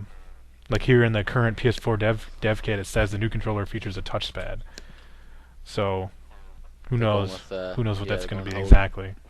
Yeah, they're going to the whole Wii U route right again. Well, hopefully, if that's going to be the case, hopefully it's a bit more successful than the 6-axis, because that didn't really do well. Well, there's a few games that made use of it though, but it kind of got dropped after like a year or 2 years after it's launched, and no one used it really again. Like Lure, if you remember Journey that used game, it. Yeah, Lure used it. That was pretty much when it came out. That's all you can use. You only can use the Lure, you only can use the 6-axis control, and everyone blasted that game because of it. But eventually they did patch it later on, where you could just use the standard control mechanics. But that pretty much killed Factor 5. Like they went shortly after that game went, and it's a shame because they made some great Star Wars Rogue Squadron games. Let's see, what did you say here? Okay. Do you want to go, Rusty, or what's the deal? No, I don't have to go, but I was just deleting some stuff. I only have a gig and a half left of space because of the recording. Since I'm actually like recording it and saving it on my computer, I think it's just taking up a lot of space. Yeah, it takes a little bit of I don't think the recordings take up that much. Yeah, I don't think it does. Maybe a few hundred megabytes, but it's not. I don't think it's like I'm pretty sure it's not like a gig or anything. No, okay, then that'll be fine. Yeah, it's just like 100 odd megabytes though for like 3 hours or so. So you should be fine. All right, good. Sounds good. Nintendo had a direct event this week, since they tend to do that every so often now, and this pretty much was the sort of event where they were going to announce some new stuff for the Wii U. And for the most part they did just that, even though the fact is some of their announcements were just basically announcements of announcements. We're announcing that we're working on a new Mario game. We're announcing that we're working on a new Zelda game. We're doing a Mario Kart game, of course. Like, that's pretty much fucking duh. A new Nintendo console comes around, of course you're going to work on those 3 franchises, because pretty much those 3 franchises have been on every single Nintendo console known to man. But there has been a few other ones that were announced. One of them looked like a sort of follow-up to Xenoblade Chronicles. That's the new game by Monolith Soft, the MMO that pretty much takes up your entire life if you do the side quests, because the side quests drown you, like I mentioned before. I'll just check here. I have to check the story. I saw that trailer. It looked kind of interesting. I didn't know that it was a Xenoblade sequel, but it looked pretty, I don't know if it's cool. an actual sequel though, but it does look like Xenoblade though. Like the whole UI looks very interesting though. At the end of the trailer, there's like a big X, so I mean, it probably is. Yeah. Some sort of follow-up probably, and also you can go in max.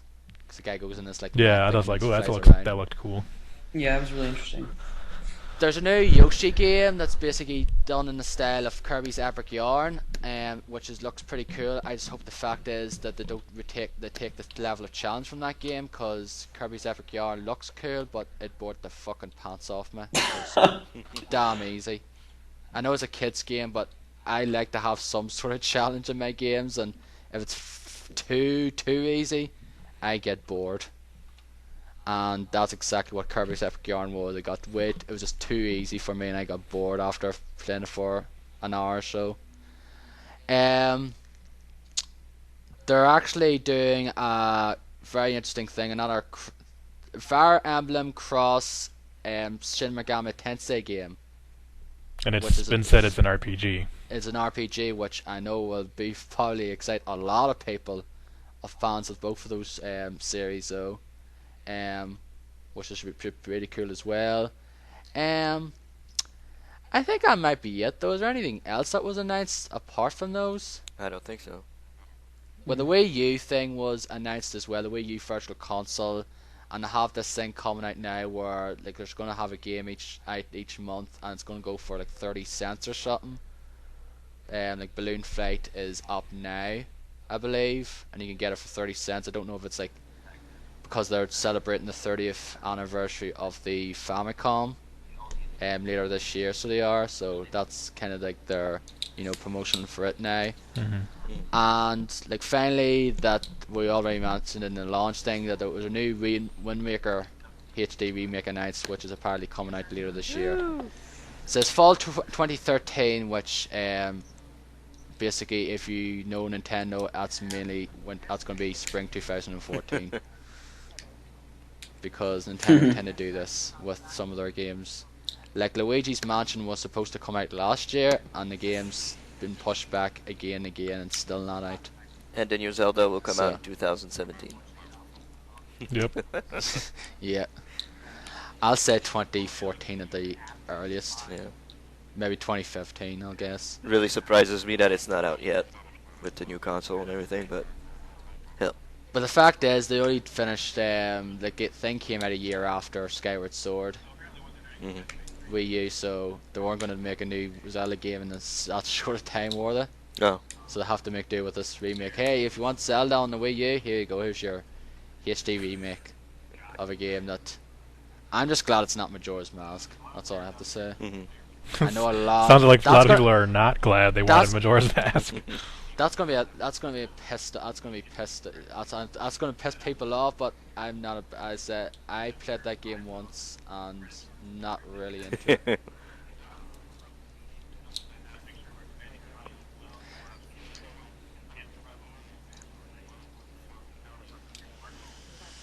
That's the one thing I'd love to see, though, kind of like a pseudo 3D remake of Link to the Past. If they announced it, I seriously would have lost it. But yeah, the Wind Waker HD remake does look nice now. Like, I only played through it once though, and I liked it. Not the whole collecting the Triforce shards thing at the end though, but other than that, it was a very good game. It's my favourite looking Zelda game for sure. I love the style of that game. Moving on, Sony confirms the Last of Us demo. Yes, if you want to try out the Last of Us demo, you're going to have to buy God of War Ascension. Yep. So, so much. fuck that. So, I doubt that any of you are going to get it now, unless you're a God of War fan like myself. No, I'm not getting God of War. I'm a God of War fan, but I don't really have any interest in this game, Ascension.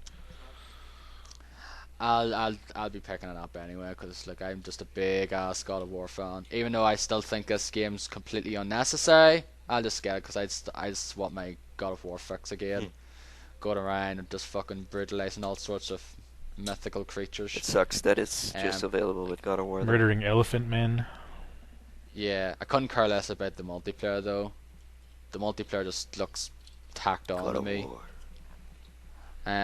But The Last of Us, it's coming out in May 19th, isn't it? Yep. Can't wait for that game.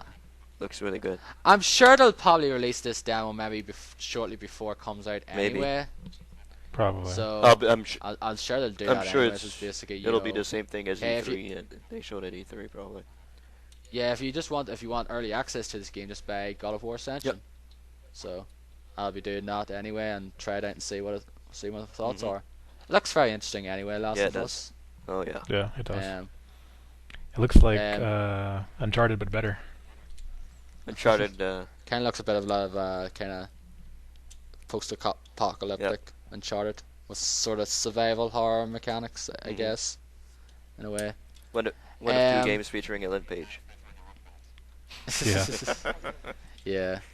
I actually think they Last of Us Ellen Page looks more like Legger than the actual Ellen Page in Beyond Two Souls. Oh, she has hair. Yeah. Yeah, I don't know. She does look a bit. She looks like a wee sort of cutesy style Ellen Yeah. Page. Um, no more gaming peripherals from Logitech. So Dennis, what's this about? Well, I put that down there because the headset actually that I'm using right now, and that I use for gaming on my PC, is a Logitech headset, and it is the one featured on the picture. If you look at the picture there, that's the headset that I have. Yeah, Logitech has been doing console gaming peripherals for a very long time. As far as I can remember, I used to get some controllers and some keyboards, fancy keyboards. I used to have a fancy keyboard for gaming when I used to play Unreal Tournament. It came from Logitech.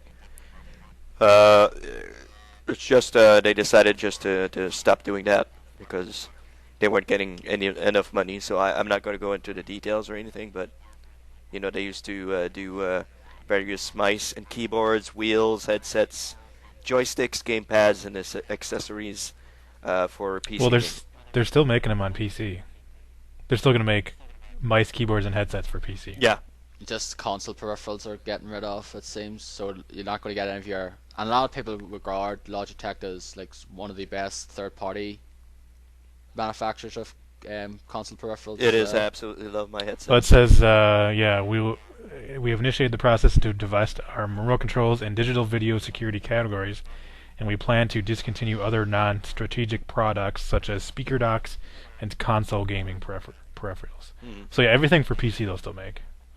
I've never seen a console peripheral from Logitech. Have you guys ever seen one? I haven't. They probably make headsets for it or something, I'm sure. Yeah, I think they probably do. I think I've rarely seen stuff like that myself. I think it's usually sort of PC peripherals they use, like like headsets and these like certain controllers if you want to play your first-person shooters with a controller on the PC. Yeah. But like that's probably right back, during the mid 2000s now, where basically if you want to use a controller, you can just stick in your PS3 controller or use your 360 controller nowadays as well. Exactly. Yeah. I used to use a Gravis. You guys remember the Gravis gamepads? No. Derek, you remember that?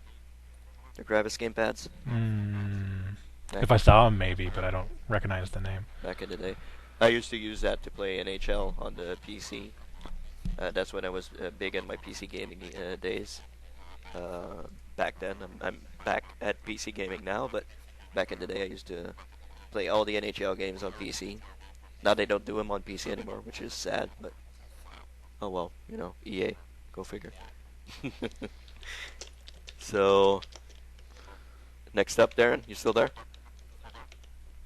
Yes, I'm still here now. I have to sorry I have to rush this things along. Apologies, so but like it's like 30 minutes before I have to go. Hurry up. Dead Space 3, Derek's favorite game, not at the moment. It's getting microtransactions, which I'm sure will piss a lot of people off because Mass Effect 3 kind of was a bit, had microtransactions as well, and fortunately that was a lot of people weren't really fond of that. So Derek. Well, yeah, like you don't have to buy like you said in Mass Effect 3. You don't have to buy the packs with Yeah. real money, but you can, Mhm. and it's kind of enticing. It's like, oh, it's just $1 or $2. I'm going to buy a pack and see if I get a good gun. But of course, most of the time you get shit. I did that often. So apparently, what they're doing in Dead Space 3 is doing just that. They're allowing you to pay for better weapons. There's a section of this interview with producer John Calhoun, Dead Space 3 producer. He says, there's a lot of players out there, especially players coming from mobile games, who are accustomed to microtransactions. They're like, I need this now, I want this now. They need instant gratification. So we included that option in order to attract those players, so that if they're 5,000 credits short of this upgrade, they can have it. He also says we need to make sure we're expanding our audience as well. There are action game fans and survival horror game fans who are 19 and 20 and they've only played games on their smartphones, and microtransactions are to them a standard part of gaming. it's a different generation. So if we're going to bring those people into our world, let's speak their language, but let's not alienate our fans at the same time. I find that hard to believe that people who are 19 or 20 have only played games on smartphones. That's ridiculous. Yeah, that's kind of weird. I don't know. No. So they're saying that people who play mobile games are going to want to play Dead Space 3. Rusty's 19 years old and he doesn't play games on smartphones all the time. Do you, Rusty? I don't even have a smartphone, so there's your answer right there. Yeah. But that's kind of ridiculous. Weird. That's weird. Jesus. Okay. I mean, as long as there's a way to like get those weapons for free, I think that's fine. But their reasoning for it, I think, is really ridiculous. Yeah, I usually play Angry Birds. Now I want to go play Dead Space 3. Yeah, it's like, what the hell? I couldn't care less anyway about if it does have microtransactions or not, because I won't be using it. Like I did it just a few times on. I think I just did it once or twice. So on Mass Effect 3 though. I but did it. I'm not. I'm not one of those ones who went insane though and spent a couple of $100 doing it though, like some people I heard did, which I found quite, ridiculous. It's not me, people. I did it, but I didn't spend $100 on. Yeah, but there was people who did that on thing though. But like the thing is, it was really bad. It was a whole random thing about it. Like you could spend a couple of $100 and then finally you get this certain item that you wanted to get. Yeah. Like just for a digital item, that is ridiculous. Like if There are people who pay a lot of money for digital items in games, Yeah. like in Facebook games or Yeah. other mobile exactly. games. It's ridiculous, like how much money people have Exactly. spent on that. Yeah. Like I know, like on the Transformers Legends game that I've been playing, somebody on the Transformers message boards I read, it sounds like they spent like well over $100 on it so far, just to get like better card insane. packs. It's just like Well- Mass Effect 3. It's like opening a pack of baseball cards. You don't know what you're gonna get. Exactly. Yeah. Go ahead, Rusty. I was just gonna say, I'm not sure. I know Darren is, but I'm not sure if you guys are familiar with Pete Dorr. I would really like to know how much money he spent on those Pokemon digital packs. Because I mean, he's literally admitted on the All Gen Gamers podcast that he spent literally hundreds of dollars on these online booster packs for the Pokemon trading card game. Wow. So I mean, Which I find silly though. Like, but I know he really, really got into it though, and a few other people I know on that community really got into that whole online trading game as well. yeah, it's interesting. Unless you're in, it doesn't really matter. Like, it's as long as it's not my money you're Yeah, it's wasting. your money. Yeah, I mean, Go Exactly. ahead. yeah, I just find to it each their own, quite as strange. many people would say. I don't think there's Yeah, nothing I wrong suppose. with that. I don't think. Anyway, this is a story that has really pissed me off this week. So it is, and I know a few people have really quite got affected with this. Stephanie was quite affected with this here. Yeah, That's to do with another us- friend of mine on Twitter, Aaron, he also had a pre-order in for this. Yes, this whole debacle. The thing is, though, Nino Kuni came out this last week there in the States, and there was a special edition known as the Wizards Edition, and the only way you can get it in the States now was to exclusively pre-order it on the Namco Bandai store online.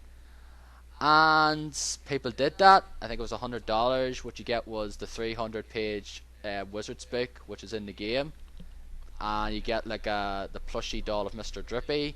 You get a soundtrack, which contains 2 tracks, which I think is just a waste if that's the case. Yeah, that's ridiculous. Like 2 tracks, seriously, put like at least 5. Okay. That to me is just a complete waste. I think there's like a golden like coin as well, and there's like these art cards. So that's what you get, $100. But people got fucking screwed over because people seem to be getting emails from them saying, "Oh, your order's been cancelled." Sorry about that. Didn't really give any specific reason why in certain cases. Wow. I know Steph actually said she actually paid for the item back when she pre-ordered it though, but she didn't realize though that it was actually cancelled again until this week, where she said, "Oh, the thing's been cancelled because your order didn't go process, and because her credit card was actually expired that she used to pay for it in the first Wow. place." Okay. I think she Therefore said she canceled it because she thought she lost it. Alright, is that what the cat or the? Okay. So she doesn't even I have it thought. anymore. Yeah. Therefore, there was those details in there though, because she thought that was already paid for though, but then she found out it wasn't, and therefore got cancelled. And a few other people, it got cancelled. Well, This. the reason it got canceled is because the distributor of the Namco Bandai store, who is Digital River, they oversold the stock they had. Hmm. So that's why they were canceling them. Because anybody that ordered it after a certain date, their order was automatically canceled because they didn't have enough stock. Wow. And it's a Right. big computer error. It's like a big fuck up by Digital River. And that's as soon as I read that on one of these reports, I'm looking at the Polygon story right now. That doesn't surprise me at all because I've heard a lot of horror stories about Digital River and how bad their customer service is and how they handle everything very poorly. I've heard of them from their experience with the Mattel. The Mattel is a toy manufacturer. They have a website, mattycollector.com, and they sell a lot of exclusive toys through their website only. They have a whole line of toys, Masters of the Universe classics they sell there. They also sell Ghostbusters figures there. They sell Voltron, DC Universe figures. And I've heard a lot of horror stories about things getting screwed up, horrible shipping times, really expensive shipping rates, this kind of thing. And actually, when I tweeted about it on Twitter, one of my former coworkers actually, her brother's boyfriend, or brother's, sorry, brother's girlfriend actually worked at Digital River because apparently they have an office here. She said it's a really horrible company that employees are forced to work weekends, not able to take vacation. They have a very demanding schedule. Like if they told you had to work at 5 p.m. on a Friday, you'd have no choice, and you have to work on the weekend. It's just, yeah, it sounds like everything about that company is just bad. Yeah, that's the thing though. But the thing that really just astounds me though, it just really pisses me off, is one of the stories. Well, apparently there was a Canadian person bought 200 plus copies of Yeah, it. that was me. Sorry, guys. Yeah, you bastard. Apparently 200 plus copies of it though, and is going on eBay now and says, "Oh, I got these, and I'm selling them for $400 a piece." That's sick. And the fact is that there is people gullible and stupid enough out there saying, "I want this so bad, I am willing to pay 4 times the value for it," Crazy. That is crazy. and making these eBay resellers pretty much rich. Wow. Okay. Yep. Like that to me is just more catastrophic, a bit more ridiculous. It's than criminal. the whole- It is. Yeah, it is Yep, criminal. it is. I agree. Yep. Like I've got a pre-order here from Shop2, like the best online retailer in the UK. It's fine. It's not going. Like I didn't pre-order it in Namco Bandai because if that was the case, if I lived in the States and I got that there, I would have been pissed. So like so many people are. Yeah. But I wouldn't have gone like, oh, there's it on eBay now for $400. No, I'll just get the game. I'm fine. I can live without the Wizards edition. You have to listen. But I'm getting it here, and I think it's £70. But I'm going to be paying 60 for it because I have like £10 off it. So I do. For that price, you have to listen to those two songs a whole lot of times for it to pay off. Yeah. But So, I don't. no, go ahead. No, go ahead. Go ahead. I was just going to say that Club Namco is offering people a 400-page strategy guide for who are affected by this cancellation of their pre-order, as well as a $20 Club Namco voucher, and the strategy guide includes an exclusive code to unlock a gold Hurley familiar in the game. So they're trying to do something to help out. Yeah. Because it wasn't Yeah, their but- screw up; it was Digital River's screw up. Yeah, it wasn't their fault. So. Yeah, it wasn't like the whole Bandai store. There was just like the whole like the supplier It's they their use. distributor. Yeah, it's shit. Because the over order and stuff, and basically having not the amount of stock to supply the consumer's demands. Like I don't know, I'm sure there was like probably several thousand, probably they had or like 1,000 or 2,000 stock or probably, and then like a load of people ordered because it's a shame. The fact is this was the only thing they can get it from there over there, whereas here you can get it from several retailers. You can get it from Game, you can get it from Shop2, and you can get it from Amazon and that, but that was their only, place they can get it from in the Yeah. States. It's a shame. I actually feel sorry for those people who got screwed out of this here because Yeah, of I the Yeah. screw up agent or Yeah. whatever. So do But I. I don't feel sorry for those people who wasted $400 getting their Yeah, that. thing, because I just still think they're stupid. Yeah, idiots. that's pretty Yeah. dumb. That's pretty dumb. I'm sorry Yeah. though, unless you're like a rich bastard though, fine by me. But if you're paying like, if you're spending your hard-earned paycheck on one game like that, $400, then you know to blame but yourself if you end up hating. You're the not game. going to buy any Yeah. other games this year, so. Yeah. You'll end up with like there's $400 you can get like bunch of games at that value, Yep. but you just wasted on one and might end up hating it, like I said. Exactly. It sounded like this reseller purchased hundreds of copies during something called the Nino Starter promotion, in which there was no limit on the number of pre-orders. So I guess Namco kind of screwed up there when they didn't have a limit on their pre-orders for that. Yeah, that's stupid. That's stupid. Yeah, because there was an incentive for more people to pre-order because Namco came out and said that I think once the game delayed, that the more people that pre-ordered this Wizards edition, the more quote-unquote goodies they would pack in the package. So the goodies that people got was a 2-song soundtrack. Wow. That's a goodie. So Yeah, yeah, an encore kudos to soundtrack. Namco for providing a 2-song soundtrack. Thanks a lot. Yeah. That's. Like I've gotten special editions that had soundtracks in them though, but they had like 6 or 7 though. Like I don't mind that's all right Yeah. though, but like two, Yeah. like two's just I don't get whatsoever. Mm-hmm. That's weird. But yeah, like the fact is there should be a limit though. If you're gonna spend there has to be a limit though. Even if they did do that whole no limit on your orders or anything, there has to be a limit. You have to should limit to 5 or 10 or something, not 200. Yeah, what the hell are you going to do with So what? Yeah. What's 200 times 100 then? 200 times 100 is 2,000 or 20,000? Yeah, is that? No, it's not. It's 20,000. 20,000. 20,000. So what guy spent $20,000 on that? And he's making Really? 4 times that. Did he really have 20,000 to go there? Did he save up or something? Play. over the last The 6 username is months? Play Canada, so go look it up. Go look it up on eBay. The name is Play Canada. Oh, it's some sort of probably Some supplier thing. Merchant of some Yeah, sort. merchant. Yeah, I guess what it is. Mm-hmm. They have 16,234 feedback. So yeah, Yeah, they they're not gonna get- they obviously they sell, and they're out of Calgary, Alberta, Yeah, Canada. Mm-hmm. Wow. Okay. can't trust those Calgary guys Yep. now. Yeah. They've sold 209 of those at $400. Yeah, they're bathing in cash right now. That's, Yeah, they're fucking. They're making bank. Oh yeah. Oh yeah. It Ridiculous. looks like they've been raising their price. Originally it was 200, and then it went up to. The latest ones have been selling for 400. There's like Yeah, 'cause three demand. of them that have sold for 400, Yeah. The law of Some- supply and demand. and it was 280 before that Mm. on the 24th. Yeah, I still can't get over it. So he's Like, I have- raising the price like Wow. every couple of weeks.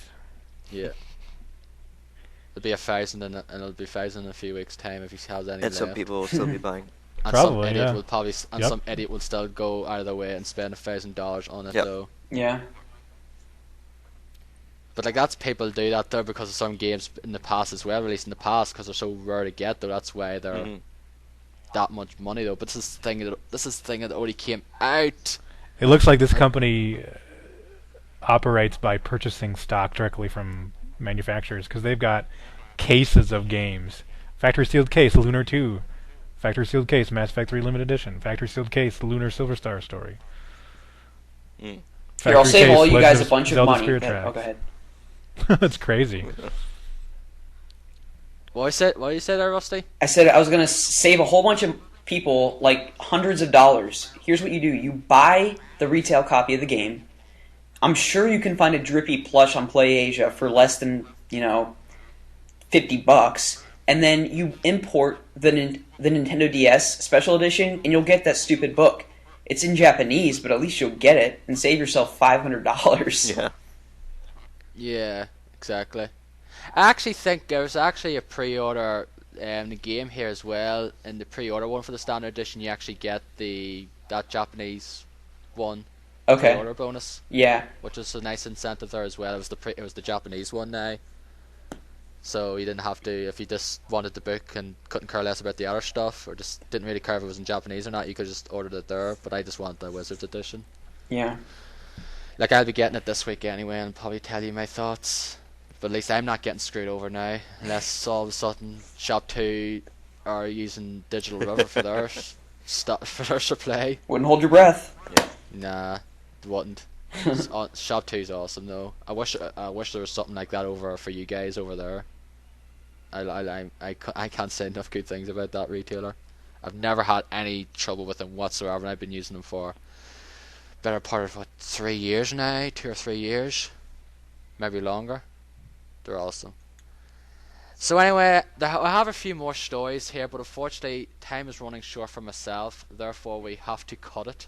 I'm sorry we can't talk about the Star Wars film, Derek, being directed by J.J. Abrams. Well, there you go. That's the news. Yeah, that's the news. We can talk about it maybe a bit briefly in the next episode anyway. There's just a few of the stories. There's just layoffs at Superbot, who developed the game I'm playing, PlayStation All-Stars Battle Royale. Funcom closes studio in Beijing and lays off staff in other offices. And non-gaming related, J.J. Abrams directs next Star Wars movie. So he's did Star Trek, and now he's doing Star Wars. Yep. So what's going to be next? He's in the stars. For J.J. I think he's gonna be pretty busy with those. Yeah. Very busy. Like the new Star Trek movie's coming out this year, and once that's probably all done and dusted, all the whole publicity of that comes, he's probably going to start on the next. Going to start in Star Wars episode. He's probably started already. Yeah. Pre-production stuff. Yeah. So anyway, that is all. Rusty, thank you very much for sticking with us for the 3 hours as usual. Oh no, I had a blast. Thanks for having me, you guys. No problem. Yeah. Thank you very much, Derek and Dennis, for sticking with me, of course, once again, sticking with each other. Stick around. Before we go, of course, we'll subscribe to us and leave us reviews on iTunes. You can all follow us on Twitter. I am DowM85. D-Boy Dan. I am Gigastorm Z. And I am R.E. Lewis 2011. And you also can follow the United Gamedom Twitter, which is at United Gamedom. You can also follow us on Facebook at the United Gamedom Podcast Group. And I'm not going to mention the email anymore after this anymore now, because we never get any emails anyway. So We're the shutting point? down the account, so bye-bye. That's it. But we get stuff on the United Gamedom Podcast Group anyway. I know Travis posts a few things on there, so he does. Yeah, but anyway, thank you all for joining us. Also, me and Rusty have our own YouTube channels, which is RE Ludus 2011 as well. Yep. And mine is Dow85. And if you want to find more on Rusty, he's also on Pete's Game Room Forum. Indeed. So anyway, thank you all for joining us this week. We'll stay tuned for the next episode, which I will just gush about Ni no Kuni. So if you're looking forward to it. So until then, guys, take care and sayonara. See you next week, brother. Bye. Later.